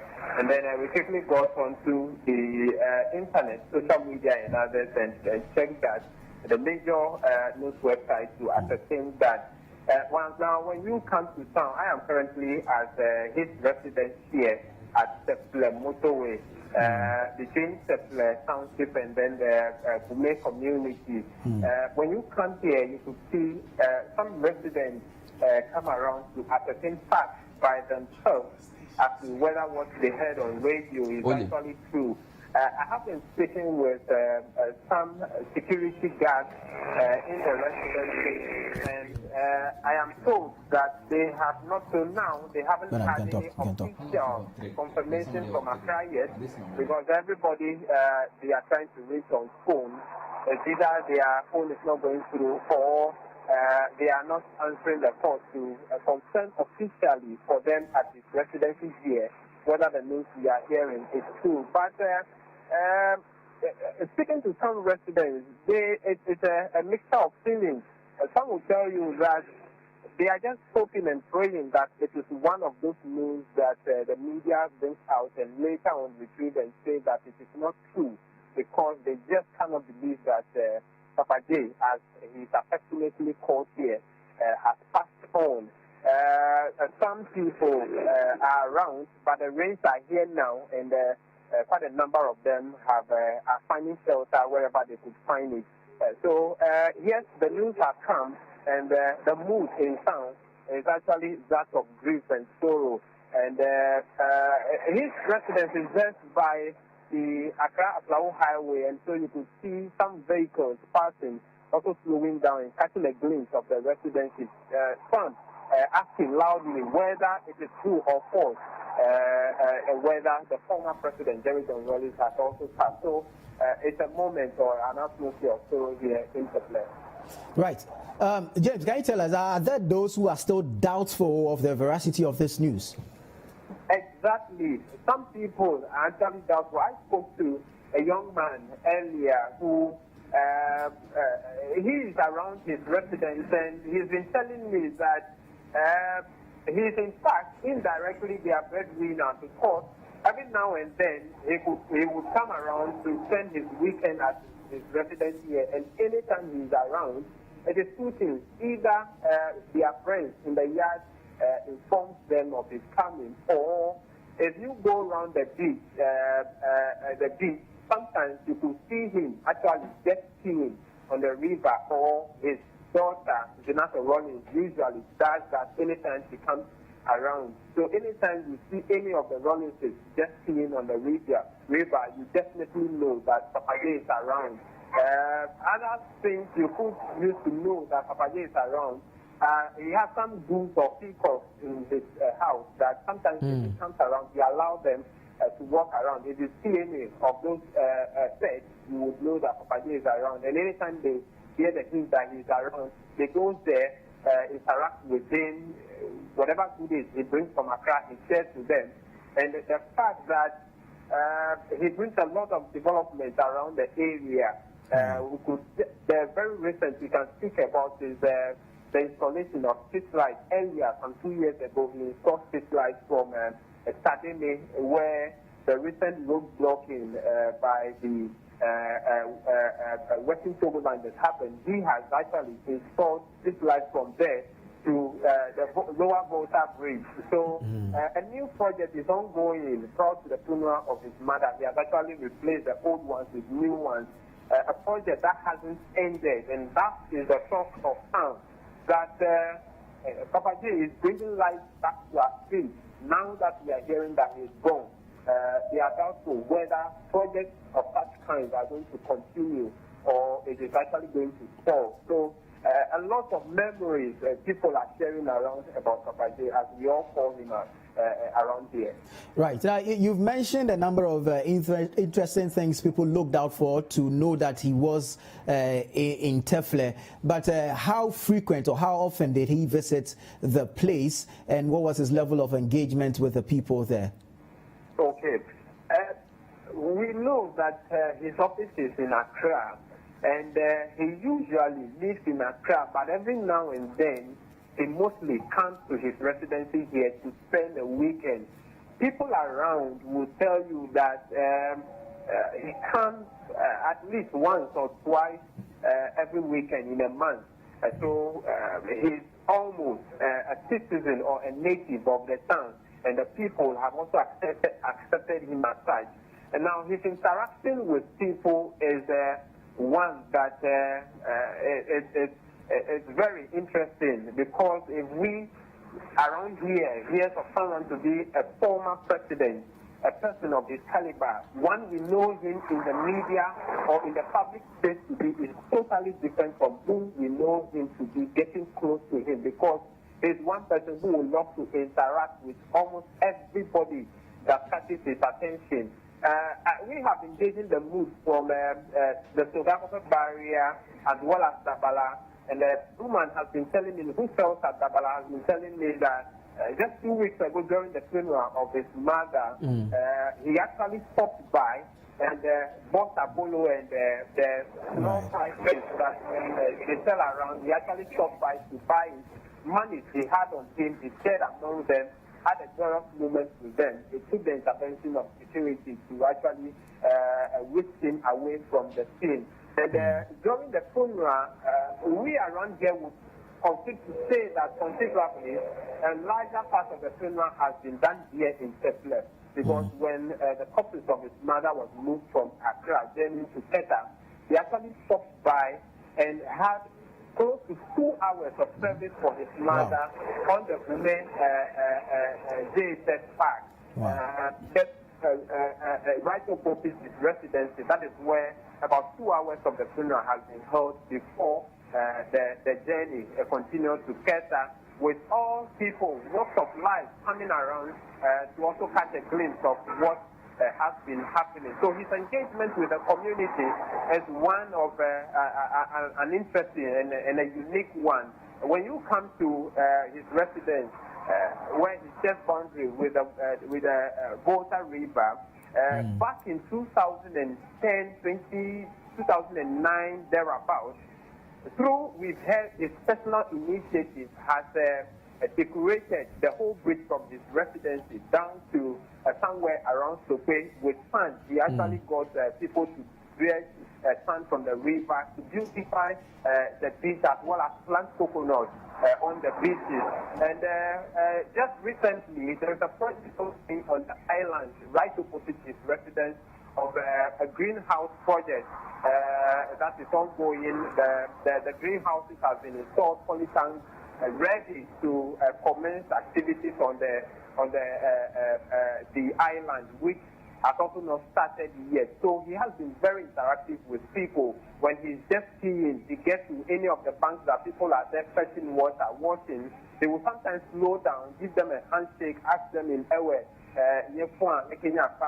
how are you? How is the home? And all that before he takes off to wherever he's going and comes back. So he is one of us. He has been one of us, or he was one of us, and will continue to be one of us. All right, thank you very much. James Kwesi Aveji is a journalist with Freedom FM, one of our partner stations there, giving us that information as to how the people are receiving this. He mentioned that indeed some are doubtful. And interestingly, the things people look out for to know that he has come there. So love him or loathe him. I was saying to you that Rawlings' death is 3 levels. So there's like state, there's the NDC, and then there's the family. And from what Kwesi described from even his mother's funeral, so there was a state house forecourt. Then on the way to Jelukope, Rawlings' residence at Tepele for 2 hours. They stopped. When somebody dies, they say you should come back home. Yeah. You don't want the person to stay. He doesn't have to stay off. It's like he has to come back home. Now, for a president, it's different because, in a sense, you are property of the state in a way. So Mills was not buried in his hometown. But at least it tells you the level of seriousness with which the various groups have been affected. So he did 2 hours at Tefele before he went finally to the hometown at Jelukope, where there was another major event where he paid his final respect. So we are going to expect a lot of gatherings in different places where you are going to have different people coming to terms. Incidentally, it's funny, today my morning devotion was actually from 1 Corinthians 15, where Paul talked about death.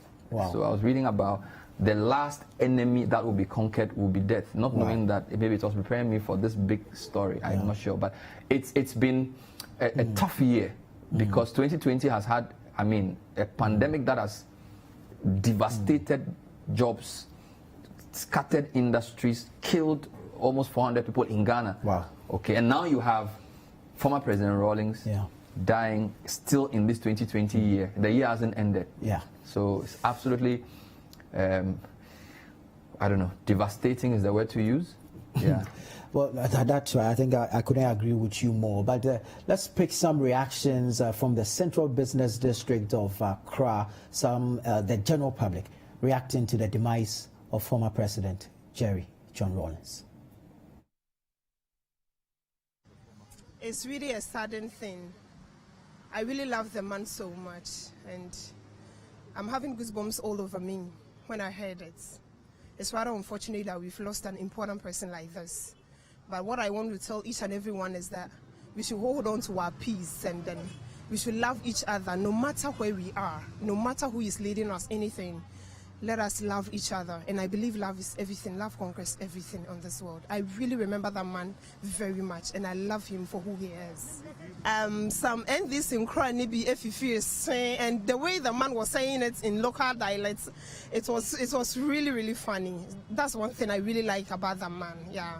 And the way he accepts anyone who comes his way. I really love that man. I don't know whether the NPP, NDC, we've really lost someone very, very important. There is not a time to say because he belongs to NDC or any other political party, we shouldn't love each other. We love him so much. So wherever he is, may God be with him and rest in peace too.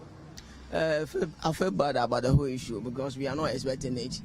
And it is badly to all of us that we are entering into even an election year that this thing has happened to us. I just feel bad about the whole issue. Well, if I remember things that this man has done, he has done a lot. I can't count it. I can't even, I don't know what to say right now about the whole. He has done a lot to this country. Yeah, he has done a lot to us. So we feel bad about the whole issue. I remember him the time, revolution time. He's a very good man, and I like how he go around and. No, it's better than first time. Now things was not going well. By this time, if it's still have been going well, this time it has going around. If something is not good, that is going to direct make like this. But now it is everything's at this point. It's very painful. I heard the news. It shocked me. It's very shocked me. So, but everybody can die. So let's take it like that. Rawlings has been my friend for years because he was my dad's friend. So I'm very, very sad, honestly. But he was a great man, and he actually has left a legacy for Ghana. Yeah, we'll miss him. One memory you'd like to share? I leave one. The way he talks, the charisma. I'm so sorry about Rawlings' death. I pray God keeps his soul at a very good place so that when we all die one day, we all meet there. I require to remember a whole lot of things about him when he became military ruler and then up to civilian rule.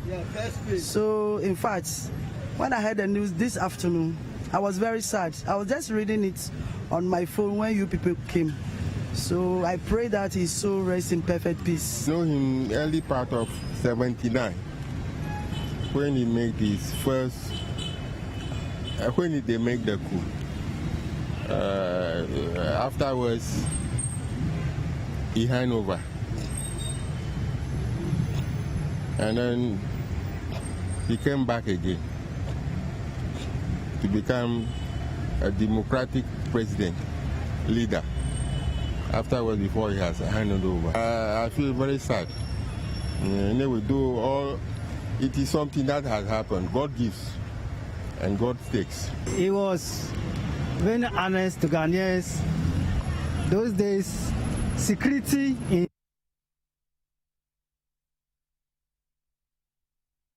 Well, those were some reactions from the general public there. So, yeah, obviously, everyone. Yeah, you see, don't forget that for us, our politics, we see our political leaders in a paternalistic way. It's like our father, Papa Kufuor, Papa Rawlings. So, it's a cloud.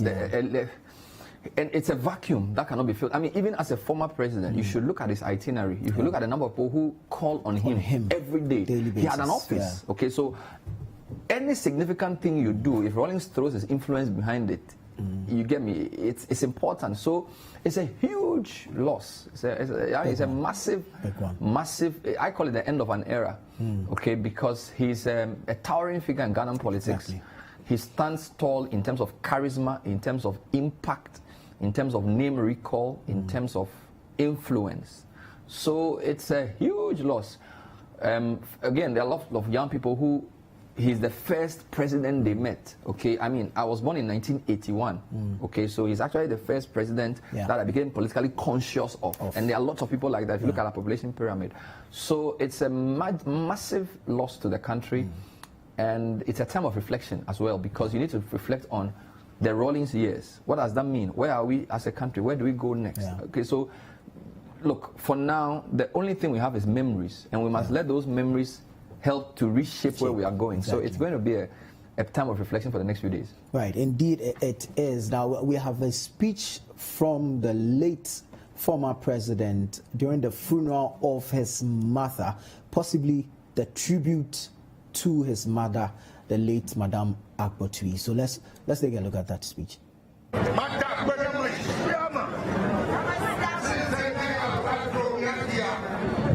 The various kinds of assistance, help, in various ways, various forms. Government dollar, including state assistance variants. Opposition dollar,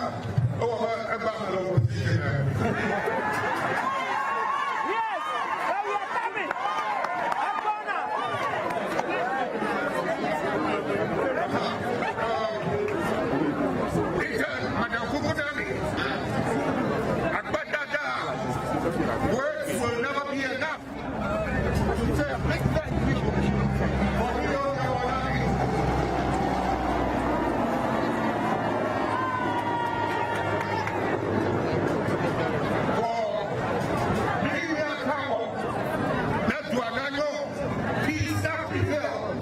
is one way of also thanking.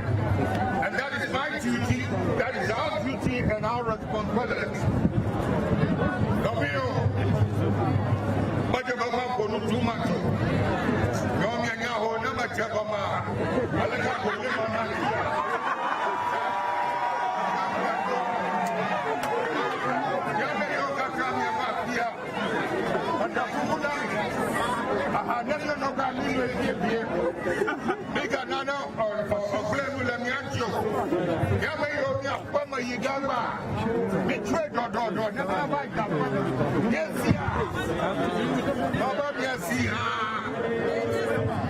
And then just one more point.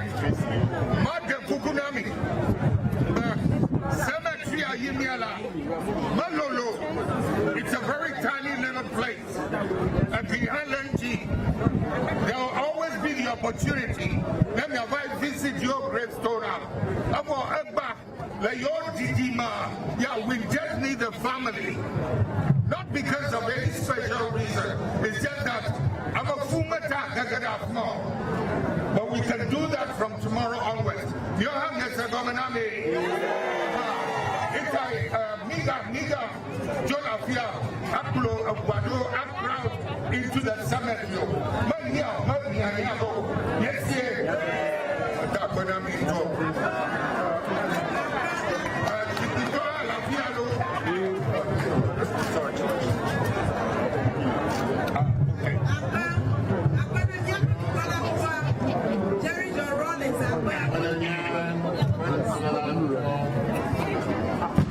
John Rawlings.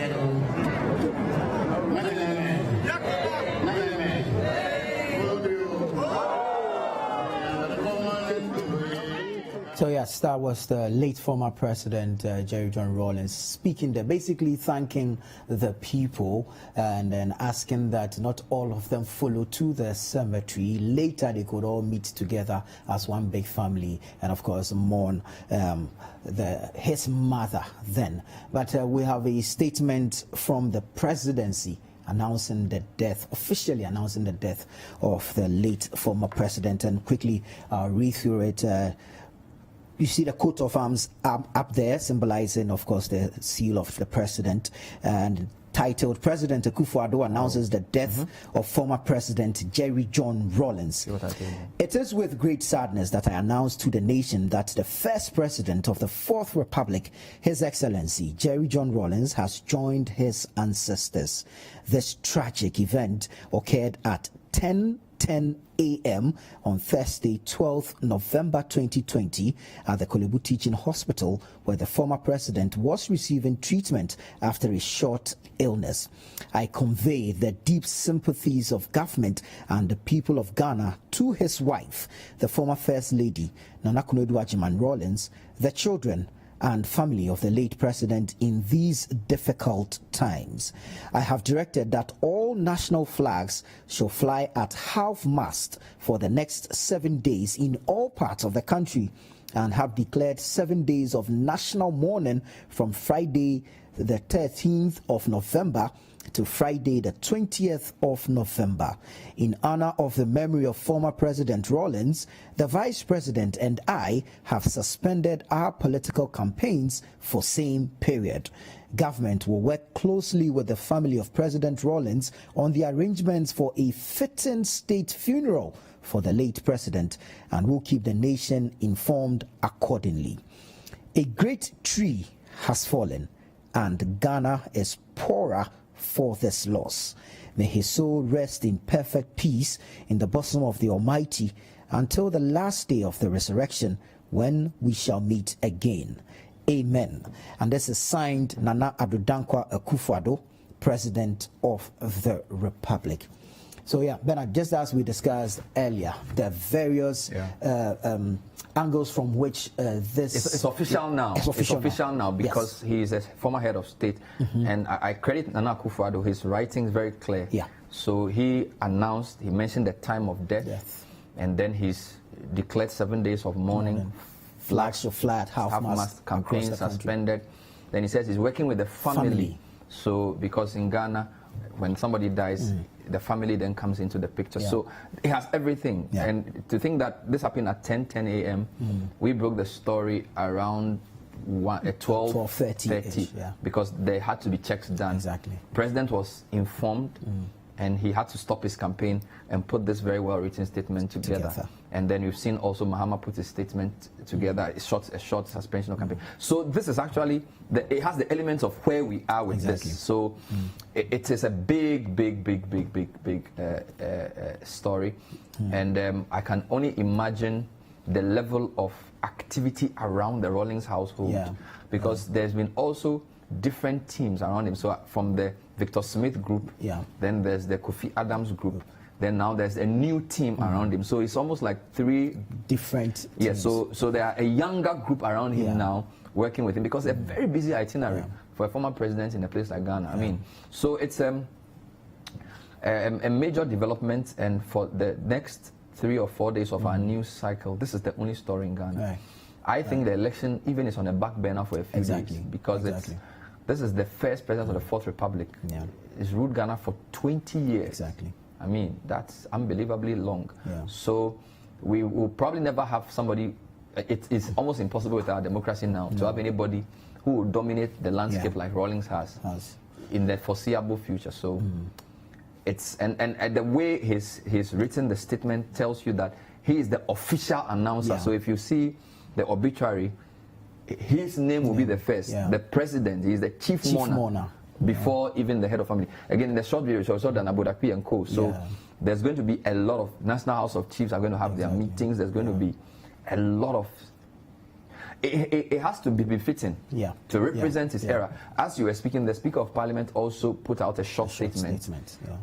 Basically sending the commiserations of the leadership of Parliament also coming in. So you're going to see different groups emerge with statements like this. So flags fly half-mast, 7 days of national mourning, campaign suspended. The mood has changed, the tone has changed. I just hope it leads us to a more reflective election, because sometimes the way we go about our politics is very, very rancorous. But sometimes when somebody dies, I mean, to see President Mills die as president. It forces you to think about a lot of things. And I just hope that what he could not do in life in uniting Ghanaians, hopefully because of the times we are in, it will lower the political temperature, help us to think of where we are and see what is common. Again, elections, we highlight what divides us. NDC, MPP, tall, short. But we all share a common humanity. We all share a common fear. We all share a common aspiration. And this is the forming of our nation. Okay, so the founder of the Fourth Republic, the lead architect, is dead. It needs to force us to think about our state so we can improve, so that our children will inherit a better Ghana than the Ghana we met. So I think it's a great statement from the president. I mean, absolutely. I think it also brings an end to the speculation. Exactly. Because the way social media, a lot of people think, oh, the media says Rawlings is dead. So the president, in less than 2 hours, has written a full statement officially to confirm it. So now it's clear that this has happened. So now you're going to go through the various stages of mourning, depending on your level of relationship with him. And then you're going to have the reckoning, and then we'll think about what to do next. So he's given us a week to think, and we thank the president for that. Well, in the Fourth Republic, we've seen a number of, if I can put it, big deaths. We've seen members of parliament, that of a vice president, Pakwesi Bekwin, Emisa Arthur, Aliu Mahama. We've seen Prof. Mills. JEA Mills. Now that of the former president, Jerry John Rawlings. We've seen how the burials were put together for all these names that I've mentioned. But Jerry Rawlings, we expect to see something different. Well, I mean, the Mills death was unique in the sense that a sitting president dying has never happened. And this was July of 2012, an election year. I think Ghana's political elite showed exemplary maturity in the way they managed that transition. By evening, Mahama had been sworn in. And the whole organization around the death of Mills was very exemplary in terms of our Fourth Republic. And I think we need to commend the government at the time for the way they managed the whole process. It also affected the campaign in the sense that it was more muted. It wasn't as rancorous as the 2008 campaign. Okay, but this is not a sitting president, so it's different. But clearly, we have built institutions that have a memory of what to do. And even though we are living within a time where we feel that a lot of things don't go right, I think we need to be grateful that there are certain things in Ghana that work well. That sense of decency is there. The sense of understanding the importance of death and how to talk and conduct yourself is still there. Okay. Whether the democracy is delivering for the people is a different conversation. But I think that this statement has set the tone for what's going to be a very professional period of managing. The only thing we don't know is that because the election is in just 3 weeks, there will definitely, so the 7 days of mourning is even significant because 7 days of mourning means you are returning to campaign on 20th. That means you have 10 days in November and then 6 days in December. So you have literally 2 weeks of campaign. Okay. Now, if you haven't put your message across, you haven't toured the country before today, you have just 2 weeks to do that. So clearly, it's going to affect the campaign in a very significant way, not necessarily in one direction or the other, just in the sense of the level of political activity. Right. Well, let's go back to the Ridge residence of the late former president, Jerry John Rawlings. Umaru Sanda Amadu is there. Let's get some live pictures from there. Hello, coming to you again from the Ridge residence of the former president, Jerry John Rawlings, who has passed away. And the crowd keeps increasing here, mostly dominated, though, by journalists who have come here to have first-hand information of what is happening. The family members of the late Rawlings, though, are locked up in that house where we are told there's a meeting happening. No communication has been given to us by any member of the Rawlingses as yet. All we know is that some of them have come in and they are meeting in there. The candidate and member of parliament for this area, Dr. Zanetta Rawlings, whose daughter of former President Rawlings, we are told has arrived. Nana Konido Rawlings, the former First Lady and spouse of the late former President, we are told is also in that particular meeting. Now, lots of senior members of the NDC have been coming in, and so are members of the NPP and even members of the government, because he is a statesman. Indeed, the man who represents the NPP in this constituency, the parliamentary candidate, has also just come here. Did you have to suspend your campaign to come in here? How did you hear this news? If you could just look at my camera for me. Yes, we just left the CMB market, campaigning there, and then we also went to Adabraka Central Market, Central Mosque area, where we are having a health screening and national health renewal. And then somebody whispered in my ears that JJ is gone. I didn't take it seriously. You know, Ghanaians, people talk, so I just continued campaigning. And until we went to one house, and then people were in a beer bar, and they were all very quiet, watching the TV. And then I saw the breaking news: JJ Rawlings dies at 73, and that is when the news hit home that this is real. A great statesman is gone. And so when we came out of the house, I told my team that we cannot continue with the campaign again. We need to get closer to the Rawlings family and express our condolences and our sadness at the turn of events. As you may know, I think you've interviewed me twice, I'm contesting the daughter, and his image looms large in the background. So I know down the stretch he's going to show up, and we'll try to whip up support for his daughter. I'm expecting that. This is not what I expected. And so we are very disappointed by the turn of events. And we came here to show our respects to a great statesman, a man whose life and personality and ideas has informed our Fourth Republic. It is the longest republic we've had so far. It's 28 years and still going. And we believe that, or we pray for a good repose of his soul by the good Lord. And that is why we are here today. Have you been able to have access to any family member yet? Have you been spoken to the daughter, for instance? And the security people informed us that the family is not yet in. So we have to wait for the family to come. I'm told Senator herself is there, but she's not a family. You know, in Ghana, by law, once somebody drops, it becomes a property of the family. And the children are not the ones to receive visitors or mourners.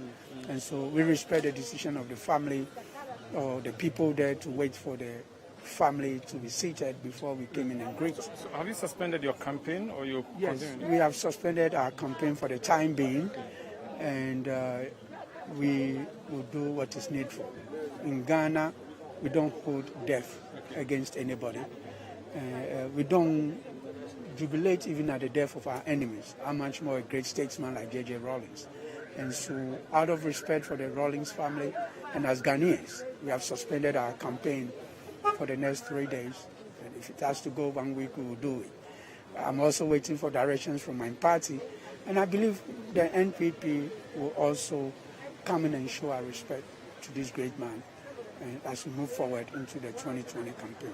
Thank you for speaking to us. That's Prince Deborah, the NPP parliamentary candidate for Korle Bu constituency. Indeed, he is contesting Dr. Zanetta Algerman Rawlings, who is the daughter of the man who has just passed on, former President Jerry John Rawlings. Many party supporters are coming through here. Many people who are coming here to share their condolences and wish their family their condolences, or say to them that they're sorry for the loss of their family member. Indeed, the thing with Jerry John Rawlings is that he is known by so many people.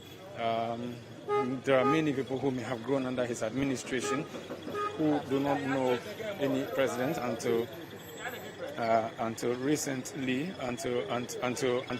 when there was a change of power. Many more NDC sympathizers are driving in here. Others have already come to pay their respect, to confirm the news, and also to sympathize with the family. Media men are busily trying to pick as much as they can from the various people who have been coming here. Supporters have been here. Let me go and speak to someone who has been a minister in the Rawlings administration. Hello, sir. My name is Umaru Sanda. Okay, I'm confirming your name, Nyama Donko, isn't it? Samuel. You worked with Rawlings? Yes, I did. As a what? First, I worked under him as a district coordinator and organizing assistant for PDCs and WDCs and then CDRs. Then later on, I became a member of parliament for New Yaba North. But I was the first MP for New Yaba North. Do you remember the first time you met Rawlings, what the circumstances were? Well, the first time I met him was when I met him at the State House. There was a conference of PDCs and WDCs, and he came to address us at the State House. That was way back in the 80s. That was the first time. Then subsequently, when I became a member of parliament, we started having series of meetings with him. And you served as his minister? And then later on, I served as a deputy minister. He appointed me as a deputy minister for health. Okay. And later on, he made me the minister, substantive minister for health. Okay. And the Ashanti regional minister under him. Yeah. I see. What did Rawlings mean to you as a young person at the time in politics? For me, Rawlings was an institution for me.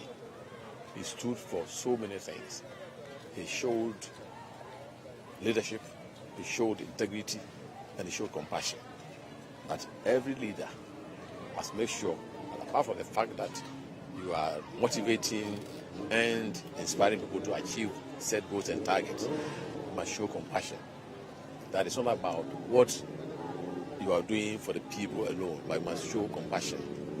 Because it showed compassion, and above all, it displayed and showed integrity. That no matter what you do, the best thing and the first thing or principle of value you must uphold is integrity. That's what I learned from him. What does his loss mean to the NDC, first of all, and then the nation? I think this nation has lost a great hero. We were privileged to have some past presidents. And the Fourth Republic, he was the first president of the Fourth Republic. Indeed, he was the one who helped to nurture and establish the Fourth Republic. So I must say he's the father of the Fourth Republic. And today he's no more. So it's a big blow to this nation as far as our constitutional arrangement and administration is concerned. So it's a loss. It's a national loss. As a party. And as a party, he was the founder. He was the founder of our party. You know, we are all human beings. We are mortals. And therefore, we cannot lay claim to infallibility. So he might have his ups and downs. But then he's the one who gave us this party. And we are always forever grateful to him. So it's a loss not only to the family, to the nation, but also to the party, NDC. That's a great Akatamanso party. Thank you for speaking to us. That's Samuel Niama Donko, former minister in various portfolios, deputy minister and minister under the Rawlings administration. The point is that there's a lot of somberness here at the frontage of the official residence of or private residence of former President Jerry John Rawlings, who was passed on. Looking at the camera crew, it is indeed it is a news that was not expected, but of course that makes it news. And so many people are coming in, understanding the house itself is becoming gradually a center of attraction for many party supporters who have come through. There are some women sitting at the frontage. Let me see if I can speak to hear what it is that they are saying. Hello, ma. What find Nyele Rawlings? Oh, Papa Jay, Ninle Kajade one Bafi and in a crew. A teleton, the Baheda, and Warrior GNTC. That is in the one like an Amdan militia. By then, I saw me, Jim Mammas, Mamma, and I'm a family, Mammas, I should by then, Mary Mills. Mills to at Mills. Oh, Baba, what was it? Oh, what I was showing you. We are in a bit is one shabby. Baba Bissika, Baba Bissika, you call Citi. Oh, me papa, Yamima baby papa would do. Yamima baby papa would do. Abratraura, Asujaura, Yamima baby papa would die. Oh, Baba, oh, Jaja. Why?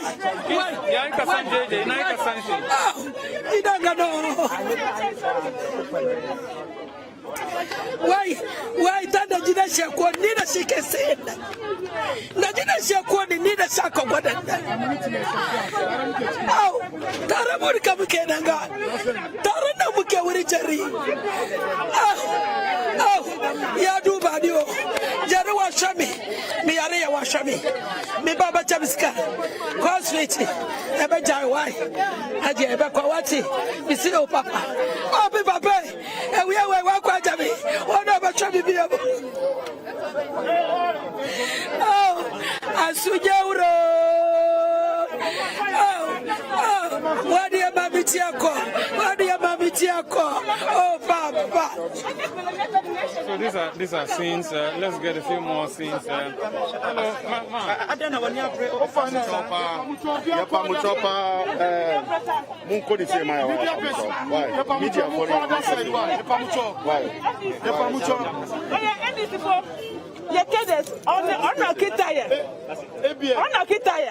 Ese baby, your program has seen who said, "Object on the first line." Ese Jerry Awu, yes, Minjindi. We don't feel the same who said TV sister. I'm passing Jerry Awu. Let me say that I've been Jerry Awu got a Minjindi. As I'm in Boston, I'm a shit and partner. I did a good sister. Jerry, no, I am former soldier. I don't know you're here. No fun to go. 37 and you got a I'm a fun now. I mean, how many months in there? And no 1 month boy. I tell you what, I don't see the passer, brother. And yes, I pass some passer, Jolia, Yamibakasa, Sanya, Yamibak. The scenes here at the residence of Jerry John Rawlings. Let me. Okay. Hello, can I speak to you? We cannot talk. That is why we are here. So how related are you to Mr. Rawlings? Well, you know, I'm from Anglo, and our daddy has worked with him before, and we're all in barracks, so we know him very well. He's been coming to the barracks when we were in childhood. So Jerry has been a father to all of us, and he has been someone you can trust. You know, he speaks his mind. That is Jerry for you. What's your name? I'm Emefa. Your full name? Emefa Auku. We are sorry for your loss and our condolences. So these are scenes here at the frontage of the residence of Jerry John Rawlings. Indeed, the security will be having a tough time here, trying to prevent people from coming in. And I can see a bus conveying military personnel arriving here. I do not know. Of course, this perhaps is supposed to reinforce security here. It's a bus that has both police and military people. Meanwhile, in the compound itself, there are several military people. Of course, remember that Jerry John Rawlings was a soldier. And so the soldiers may as well be taking over a lot of these activities. He's not just a former soldier, but also a former head of state of the Republic of Ghana, longest serving president of this country. And that should explain perhaps why the soldiers keep coming through. They really are going to be having a lot of tough time trying to prevent people from coming in. But Jerry, as we know him, is described generally as a man of the people. And the old ladies who are sitting in front of his house are saying that they come here. There's a woman who just said that she comes here whenever she needs medication. And she was here the day Rawlings' house got burnt. And well, more people are coming in here.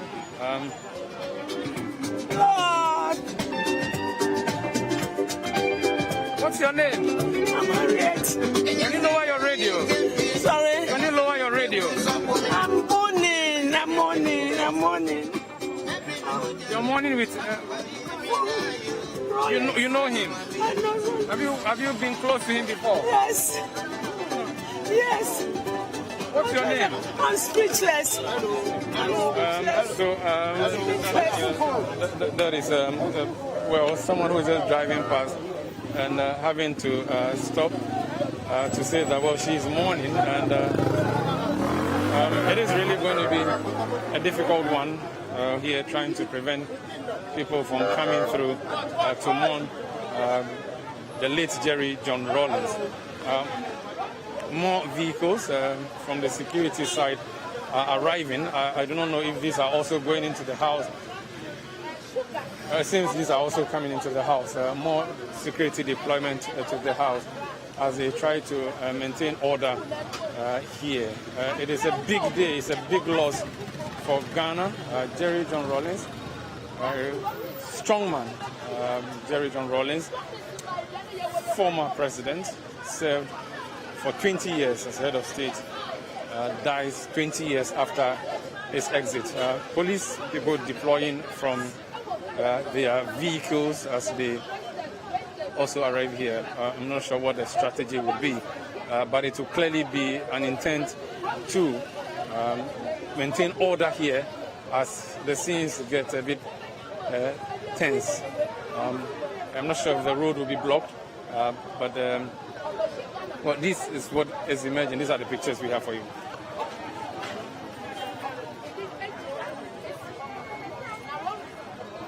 This is still Citi TV's coverage from the residence of former President and late President now, Jerry John Rawlings, who passed away at the early in the early hours of today, confirmed by multiple sources. And all these people here have come to confirm, first of all, commiserate with the Rawlings family. And the crowd is growing. Of course, it's Jerry John Rawlings.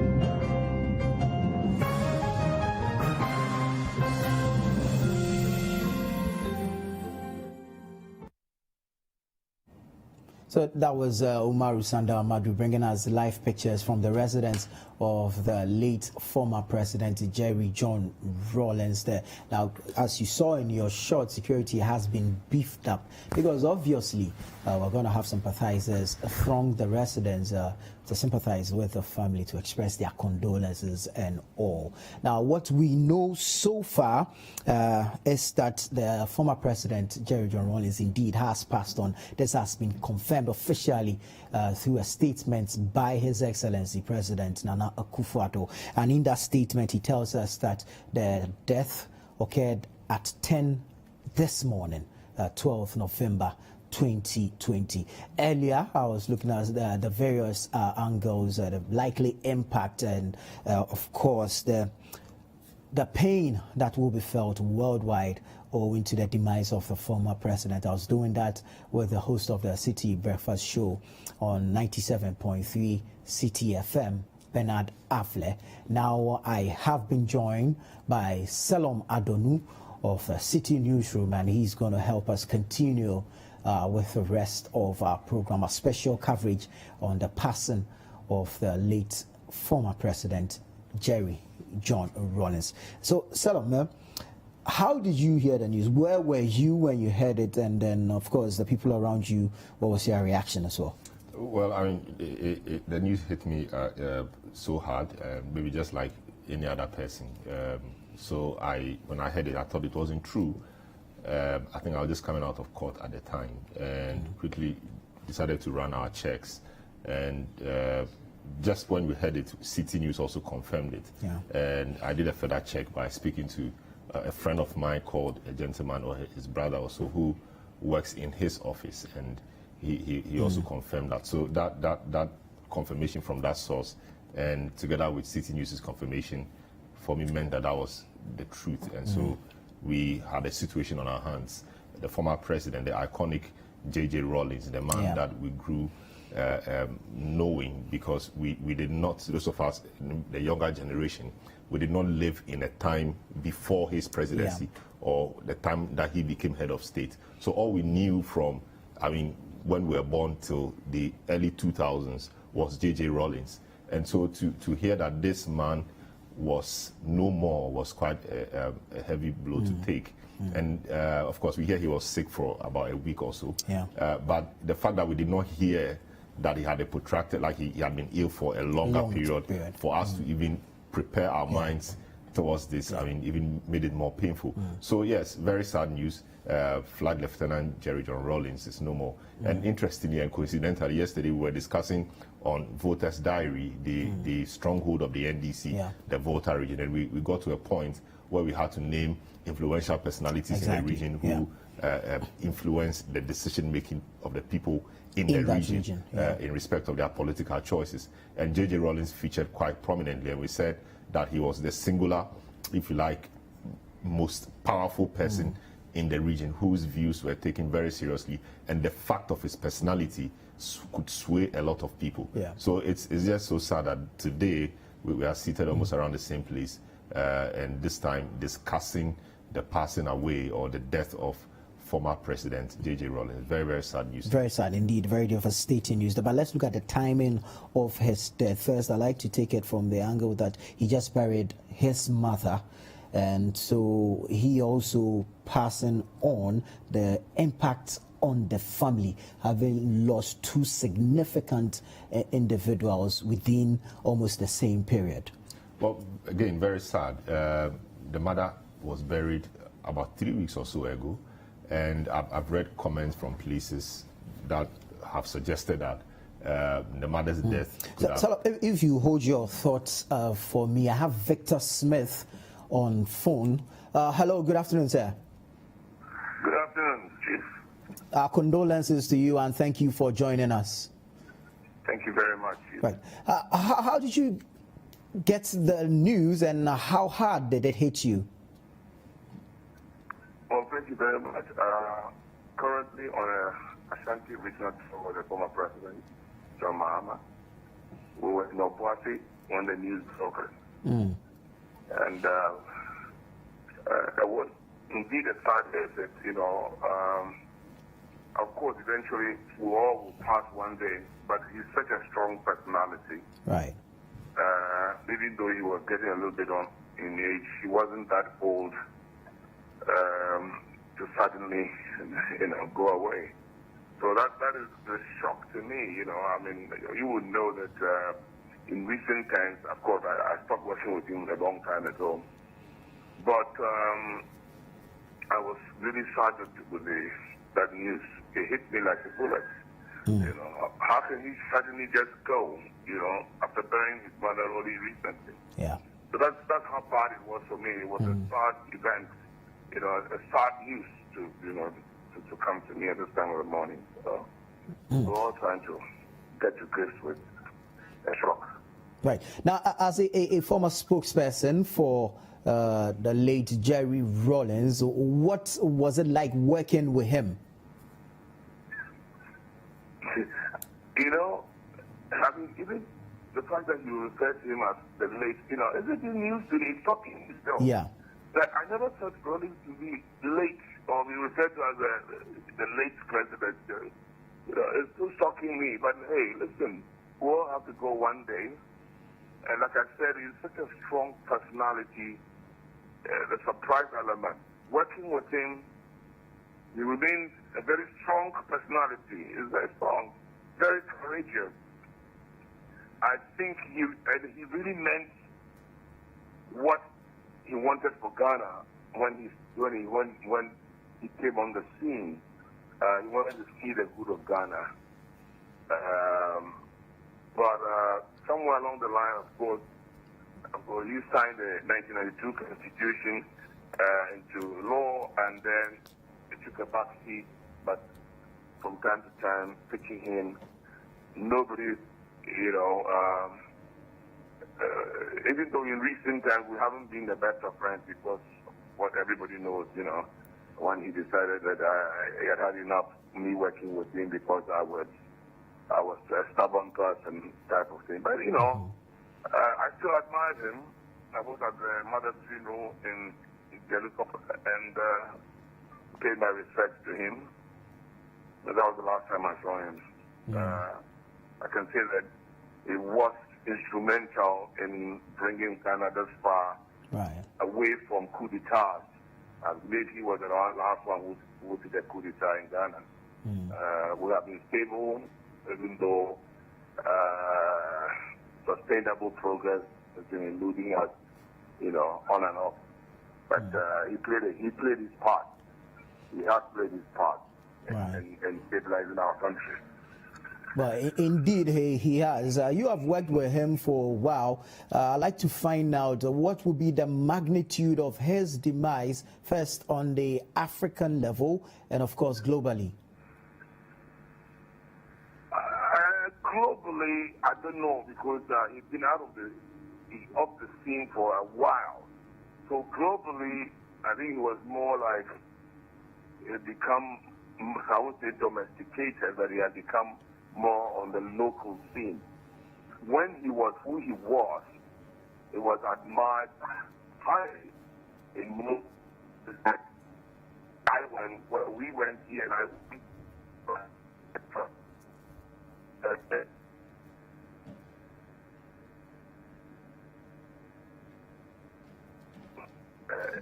at the time that he did what he did, in most schools,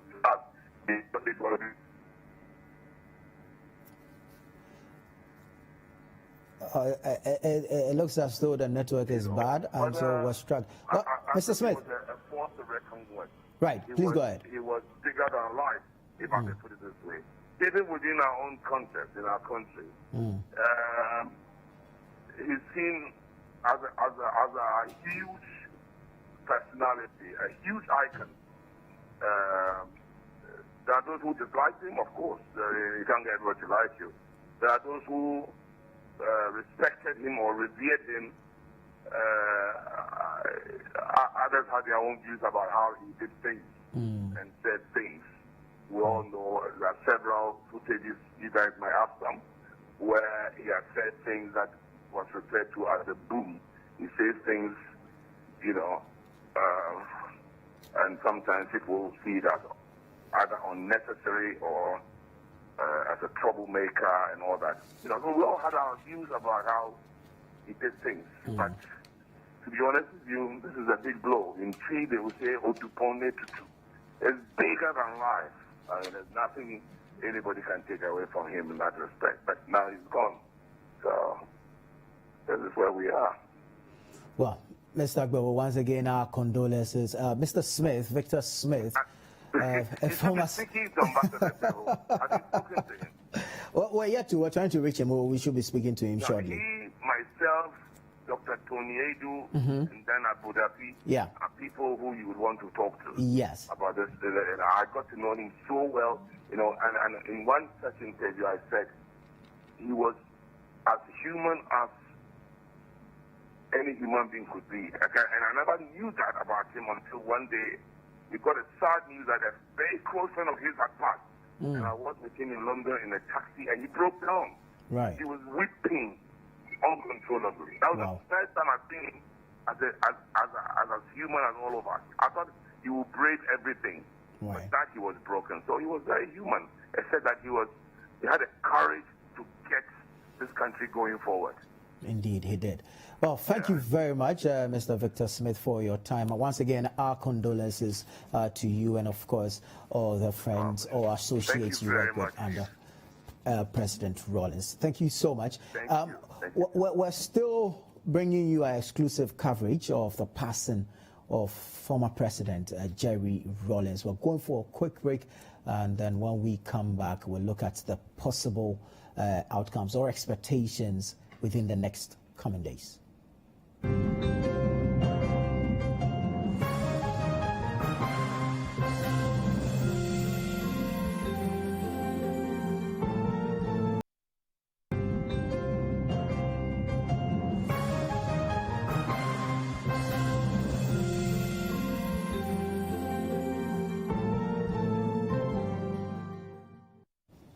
You're welcome back. This is our exclusive coverage of a rather unfortunate, rather sad incident, the passing of former President Jerry John Rawlings, which sad event occurred at the Korle Bu Teaching Hospital in the early hours of Thursday, November 12, 2020.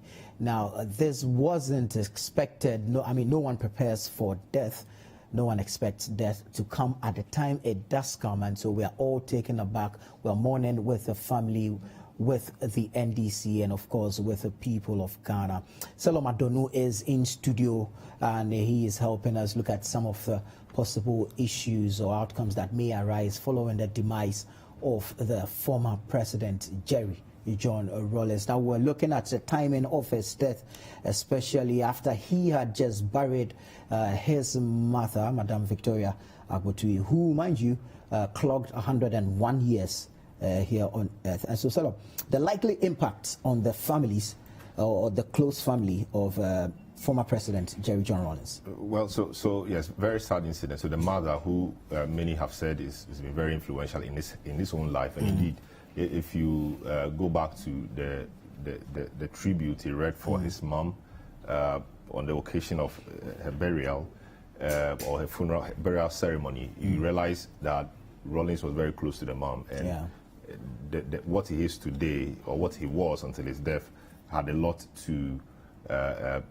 ascribe to his mother and the values the mother instilled in him and things like that. So on the family, that certainly should be a big news. Rawlings alone dying in the family is huge. Now couple that with somebody who was huge in his life, the mother, very, very huge. So the Agbotui and Rawlings family should be right now very tattered. Their emotional configuration should be in such disarray. Very unfortunate. And indeed, those of us who are not even family people are just citizens of a country he led many years ago, close to 20 years ago, are badly hit. So talking about emotions and how the family will be feeling now, it is just an imagination, but indeed it will be, they'll be hardly hit, or the emotions they'll be feeling now will be very, very sad. The children, the wife, Nana Konadu-Agyeman Rawlings herself, and how the bond between these two people has been, etc. This certainly should be a very, very sad day for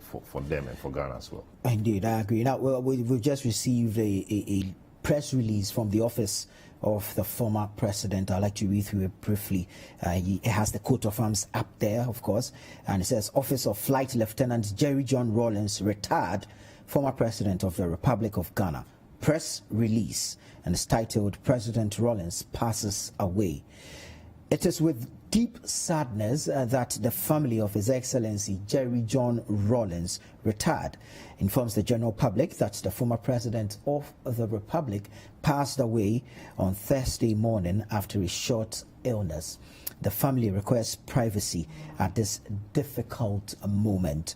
Details of funeral arrangements will be announced in due course.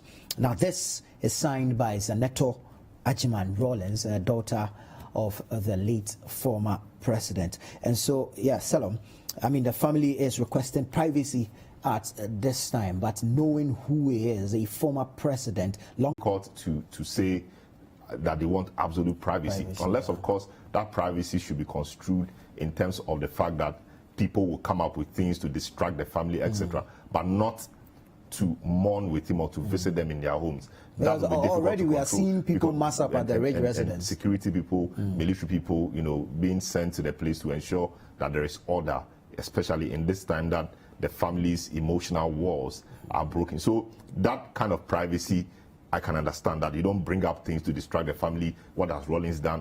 Rawlings, he wasn't a good person, blah, blah, blah. Those unnecessary comments at this time, matters that will bring up things, debatable things. I think that is the kind of privacy that I think they are referring to.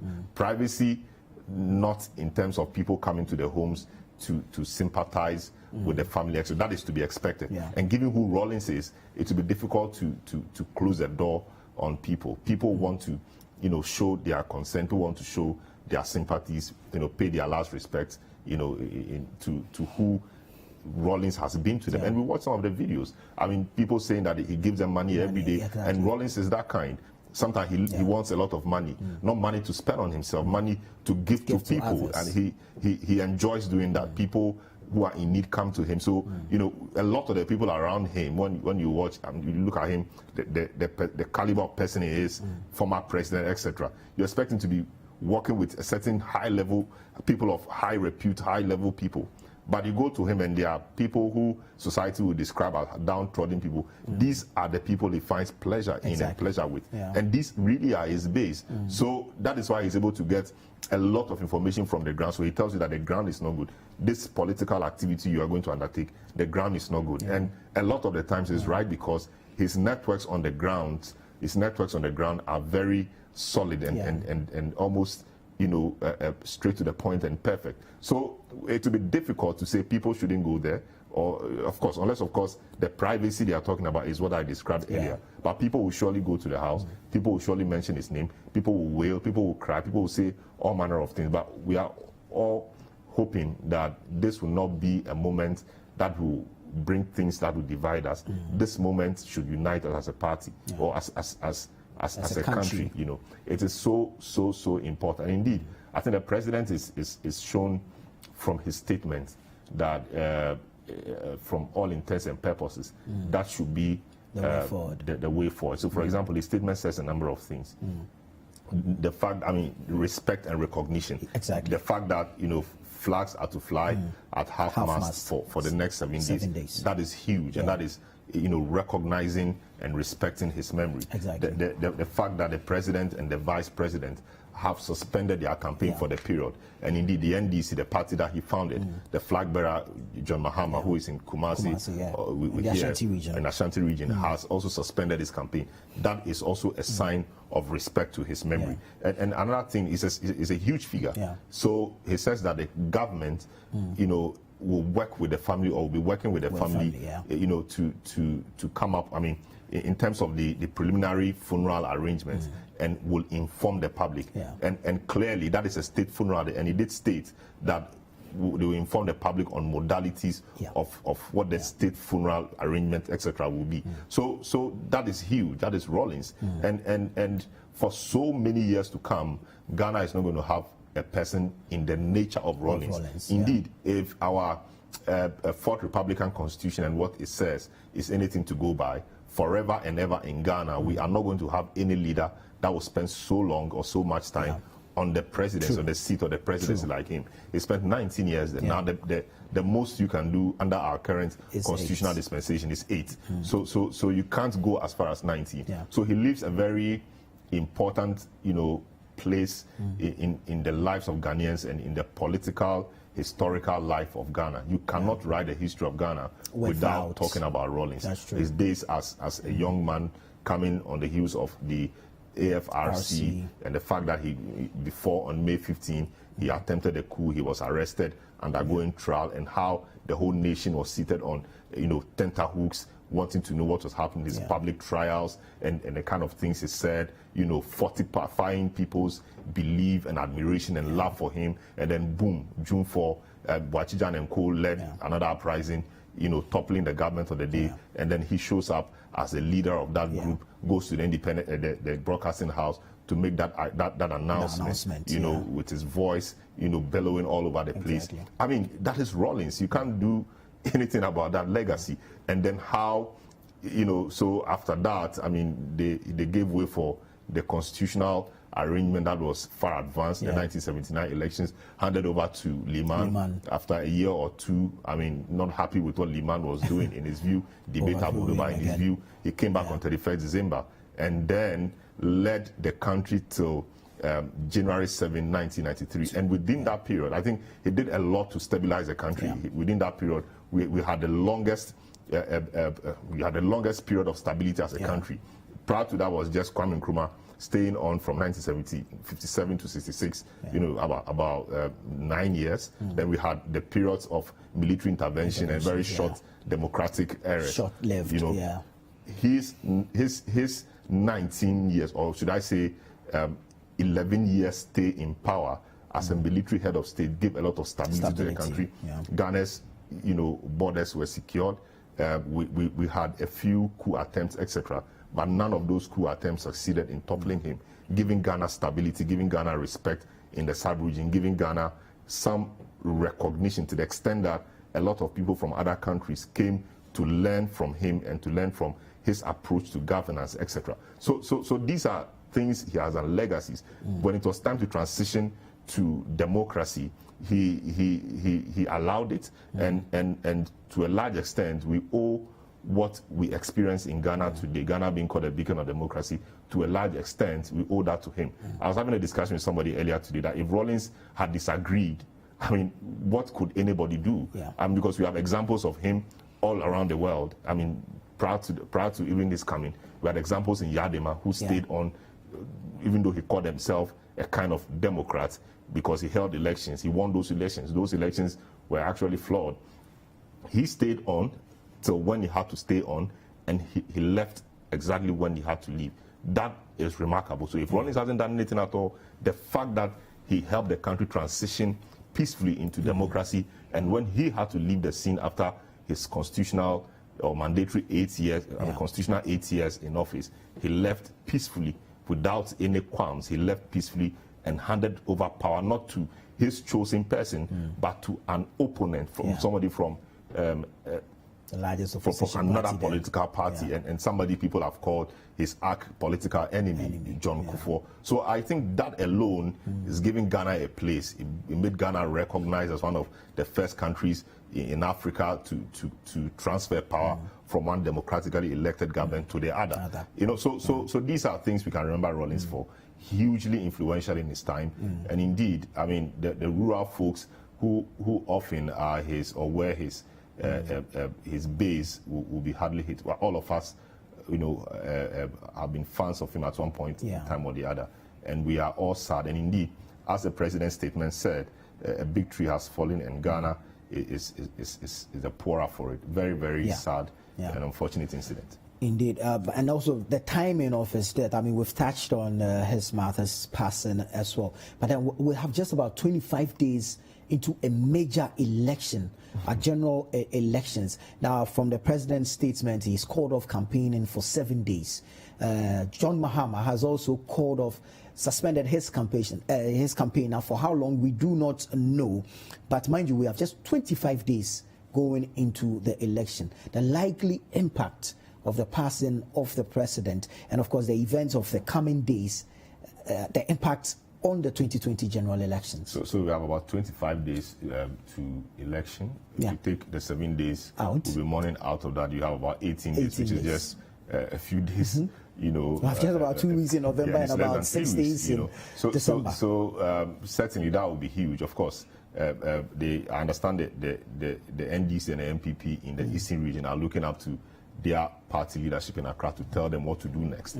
And the situation is going to be so across the country, because if we suspended campaigns, what do we do? Do we just sit down and wait or we campaign underground? I mean, I'm sure word will get to them and they'll know what to do. But it's huge. And the question is, I mean, about the timing. The last time we saw something as huge as this was in 2012, when in July also when former President Atta Mills died. That was totally different from this, because he was a sitting president. That was the first time a thing like that had happened in Ghana, and the atmosphere in the country was very bad. Now we are entering another election, and such an iconic figure passes on less than a month to time. Will it affect the elections? I think a lot will depend on the conduct of the two parties right now. Will the NDC or will the party benefit from this? Well, it's too early to tell, but the NDC or a party may benefit from this depending on how they handle issues. So, for example, the NDC could say, of course, we know that there are some factions or divisions in the NDC. A group thinks that this is not the direction we thought the party would take. Another group thinks that we are the new people, that this is the new direction, because things are changing in the world. So we can't keep doing things the other way. This is the way to go, because the party must move on. You know, there is that division. I don't know whether to call it ideological or not, but there is that division. I think it is time for the NDC, for example, to say that let this unite us. It's unfortunate, but as unfortunate as it may be, let us see what we can gain from this. Let this unite us, so that if nothing at all, let us win this election and dedicate that victory to Rawlings. And if that message is sent powerfully and is sent strong enough, perhaps it may rally members of the party together so they give up their best. Giving up their best means they will go out having this in mind to campaign and see what can happen. But let's not forget he survived by a wife who is also flag bearer of another party. Yes, but the NDC is a bigger gainer or loser in this than the DFP, the NDP. The NDP really is insignificant, and I don't even know how the wife now, who is the widow and the flag bearer on the ticket of a party, I don't know how she's going to be campaigning. So I don't know what that will mean for the chances of the party, already deemed chances of the party. I don't know how that's going to play out. I don't know whether she will say, okay, just as we've seen other parliamentary, widows of parliamentary people do, parliamentary candidates do. I mean, after a few days, they become candidates themselves, and so they hit the campaign trail. I don't know whether we're going to see anything like that, to the extent that she will also mourn for like 7 days, as the president and maybe John Mahama are doing. After the 8th day, then he will hit the ground. I don't know what that will mean for I mean, culturally. I don't know what that will mean. Knowing how fond they were of each other, I think that would be the least of the expectations. So I don't know if it would be fine to say, or fair to say, that her campaign has been brought to an abrupt end. I don't know how she's going to go around the country in the midst of this campaigning, when people are waiting to see you in the house, international delegation. A lot of people will be coming to visit you. I don't know how she's going to be going around the country, you know, from village to village, hamlet to hamlet, wanting to campaign to be president. I mean, given the fact that the chances already were deemed. The MPP, yes, the president, for the MPP to benefit from this, I think the president must show a lot of leadership. The party must be magnanimous. And in the last few years or many months, the president and the Rawlings household, or Rawlings himself, you know, they've been good friends. I mean, we've seen them do things together, very cordial relations. And people have even criticized Rawlings for not, you know, taking on the Akufo-Addo administration. I mean, it tells you that there is some relationship between them, and the Rawlings household appears happy with Nana Addo, to the extent that the government, the MPP government or the Nana administration, elected Nana Akufo-Addo Rawlings to lead the government delegation to South Africa when Winnie Mandela died, you know, and things that are little gestures like that tells us that they appear to be happy with themselves. So the president's statement says it all. The president takes it seriously. He considers it as an important thing, and he must rise to the occasion. And I think he's risen to the occasion now. What remains to be seen is how they will conduct themselves, how they will carry out events leading to the burial. I don't know when the family will decide to bury him, whether they want to do it quickly before the election, which is just in some 25 days, which is highly improbable, or they will want to do it after the election, so that they will, whichever administration that will emerge after the election will organize that funeral. And then talking about that, the NDC could go around and say, we want to bury our founder, so let us win that election.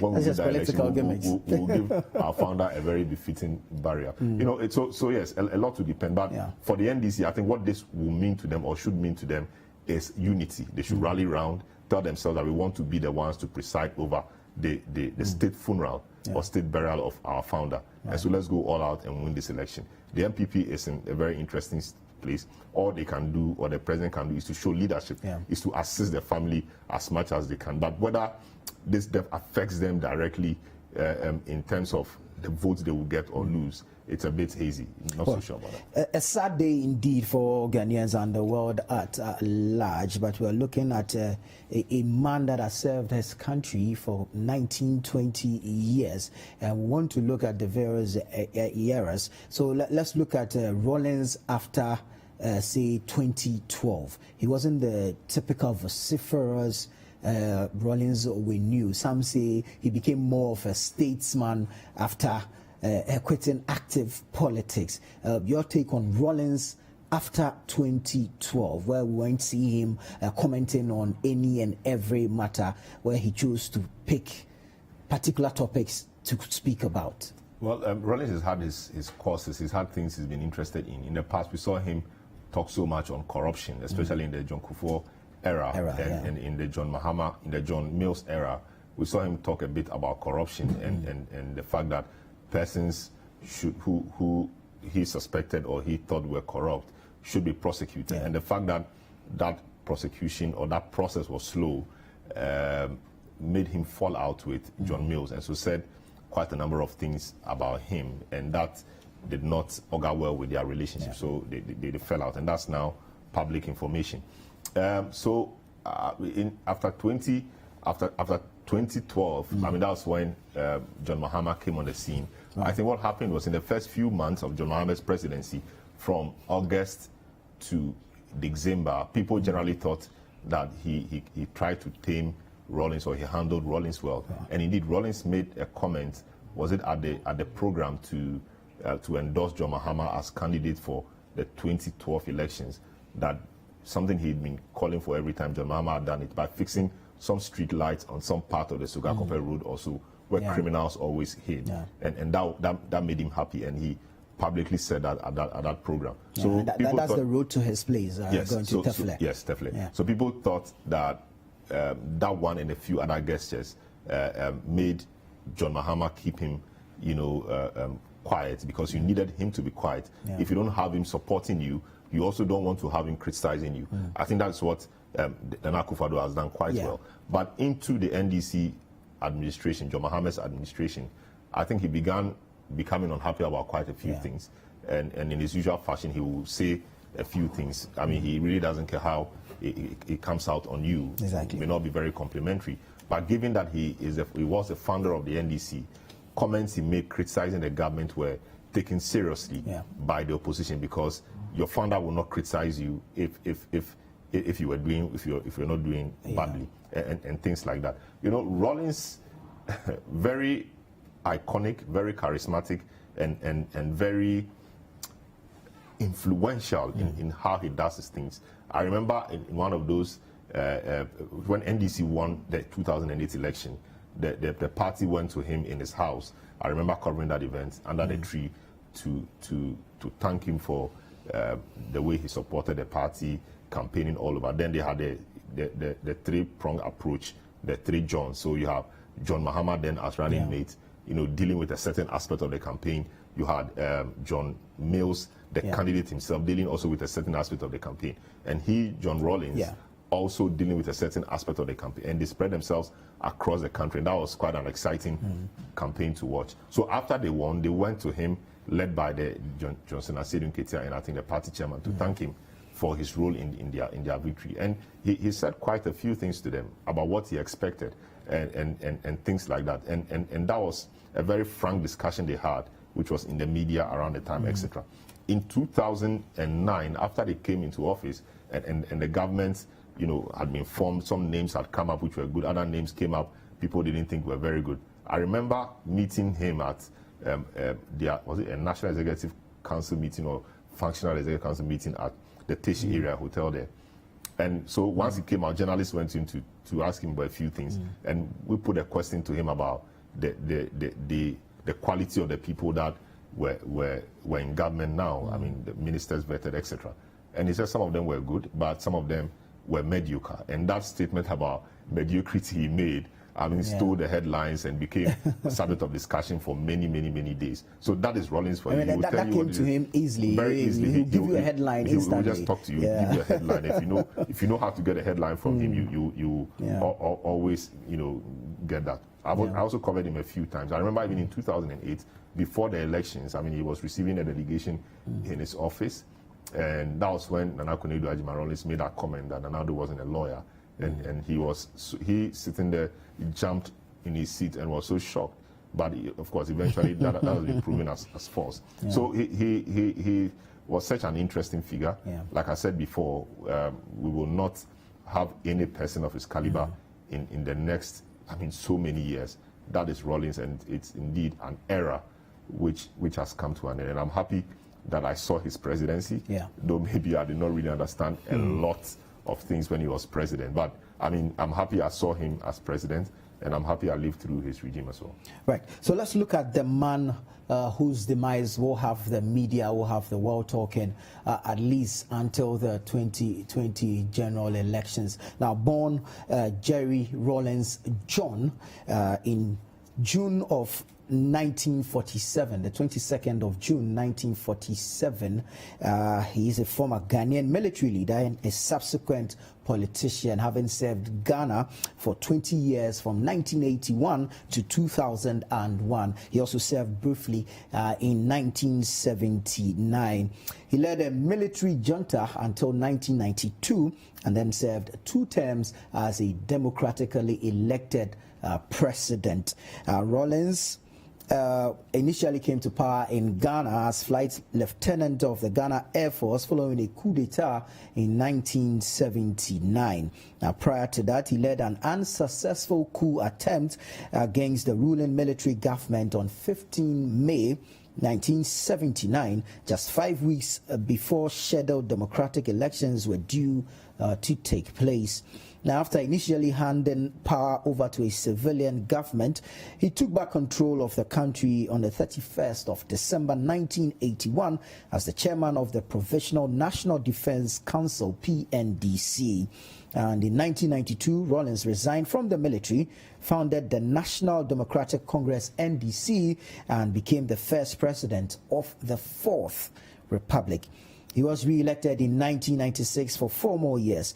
After 2 terms in office, the limit according to the Ghanaian constitution, Rawlings endorsed his vice president, John Atta Mills, as a presidential candidate in 2000. Unfortunately, they lost that election to John Ajekun Kufuor of the NPP, who went on to rule for the next 8 years. Now, in November of 2000, Mr. Rawlings was named the first International Year of Volunteers 2001 eminent person by then UN Secretary General Kofi Annan, attended various events and conferences to promote volunteerism, where he established a constitution of 1988 then. And in October of 2010, Rawlings was named African UN Envoy to Somalia. He has given lectures at various universities, including the Oxford University. He has continued his support for the NDC. In July of 2019, he went on a 3-day working trip to Burkina Faso in the capacity of chairman of the Thomas Sankara Memorial Committee. In September of 2019, he paid a tribute on behalf of the president and people of Ghana when he led a delegation to the funeral of Robert Mugabe, the late former president of Zimbabwe. In July of 2019, yes, he represented a Ghana on a working visit to the Thomas Sankara Memorial Committee. And so that's the man who have there, unfortunately, passing on in the early hours of November 12, 2020, Jerry John Rawlings. So, Salom, I mean, it is expected that we're going to see delegations troop into the residence. I mean, locally and internationally, we're going to see a number of tributes also pour in. Already we've seen some on social media. Now, we expect that the international community will also come in knowing the kind of person he was and how outspoken he was on international matters as well. Yeah, surely. I mean, when something like this happens, you have asketti tributes from from your friends or allies abroad. So yes, that is to be expected. A lot of that will also go to the president. A lot of people will express their condolences to the president because he's the president of the country on behalf of, their family, the Rawlings family. So a lot of that will happen.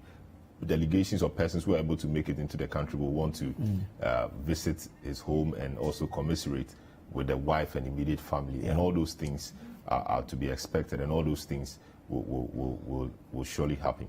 But in terms of his global appeal, yes, the global appeal would have been at an all-time high if he was still in office. Yeah. But now he's been about 20 years out of office. And he's done a few international engagements, etc. But for a lot of people, they may not even remember him. A lot of people outside Ghana may not even remember him. And indeed, even in our country, persons who are 20 years and below, like persons who are in first year or second year in the university, did not even have, any feel of Rawlings at all, not even when they were born. They never had any experience whatsoever. When they were born, it was John Kufuor who was, about the time John Kufuor was president. So even in Ghana, his influence and his experience will be amongst people who are maybe 25 years and over, because he left power about 20 years ago. maybe 5 years, you will be too young to be politically aware or to know what's happening.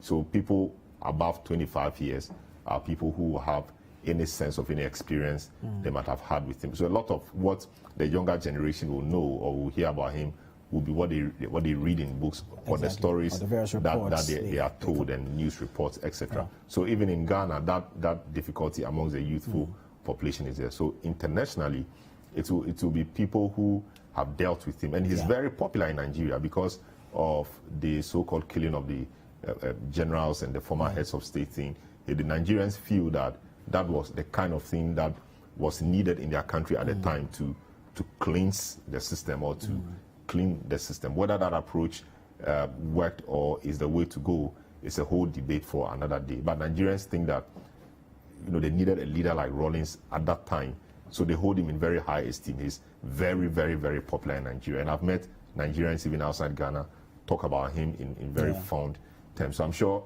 people in Nigeria will also be shocked at this news. They will also be hurt because Rawlings, as he is our icon, is an icon there as well. All right, so the story so far, Flight Lieutenant Jerry John Rawlings, Ghana's longest serving president, has passed on at age 73. He passed on at exactly 10 minutes after 10 a.m. on November 12, 2020 at the Korle Bu Teaching Hospital after a short illness. Now, the President of the Republic, His Excellency Nana Akufo-Addo, has issued a statement confirming this and declaring 7 days of mourning. He's also ordered that flags be flown at half-mast across the country, and then was also called off or suspended his campaign and that of his Vice President, Dr. Bawumia.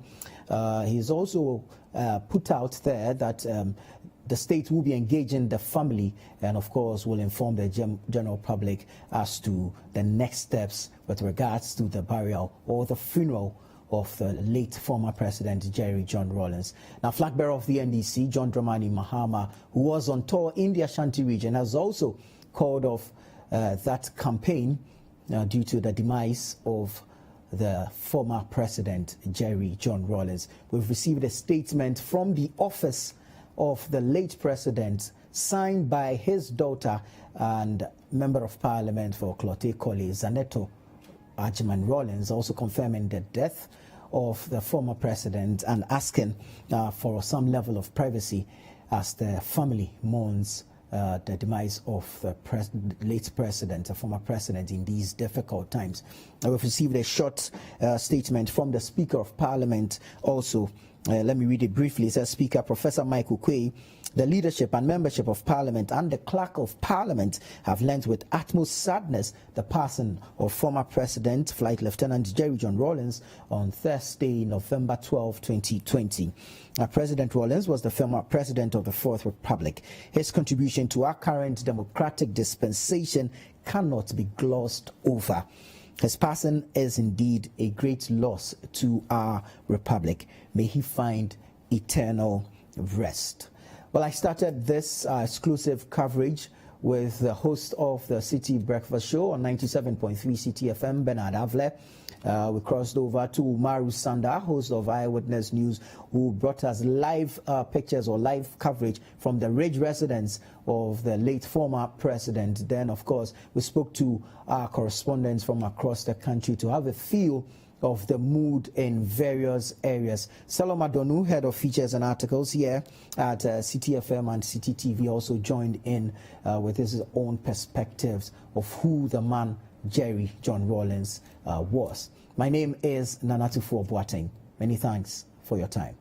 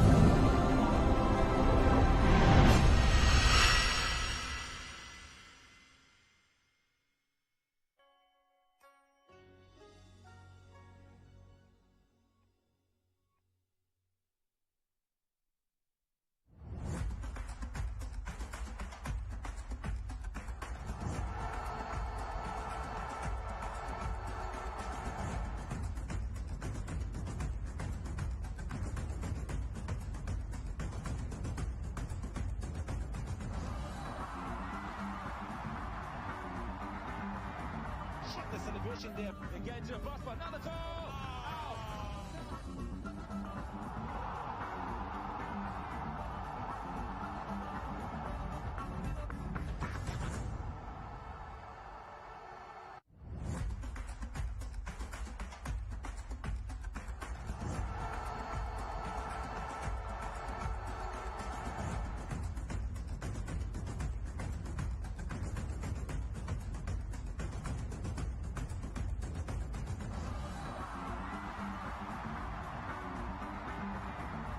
The celebration there. Again, to pass for another goal.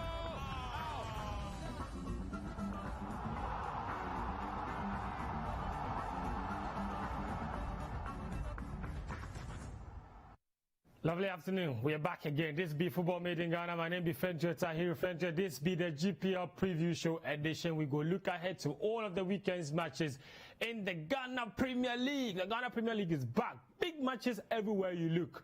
Of course, there is a small matter of the Black Stars against Sudan match where we could get underway and get out of the way very, very shortly at the beginning of the show. But today, when our focus will be on the Ghana Premier League matches where they come up this weekend. Plenty of games. Hearts of Folk, they go Doma. What be the story there? What's the history there? What are they taking there? Kumasa Santo Kotoko. They play 11 wonders. We could talk to you about Kotoko the season so far. Inter Allies, them too, they go play Monday Night Football against Dreams FC. Then they prepare. We go visit them too. We get some report from there, give you. We get some report from Dreams FC, give you. We get plenty things to really talk about here on Football Made in Ghana. So make you know, go anywhere because the show be packed, like extremely packed. Well, today I got some special guests. Last time I bring woman for the show top here, the more of you really vibe to Amwa. So today I bring in another woman where we go look at the Ghana Premier League season going forward. This be Football Made in Ghana. As usual, I said they like talk, the show be your own. The number there, your screen top, it be +233 550 585 That be how you go feel send message or you go feel reach me. We go talk about all of the things we go talk about today. Make I know which Ghana Premier League team where you they look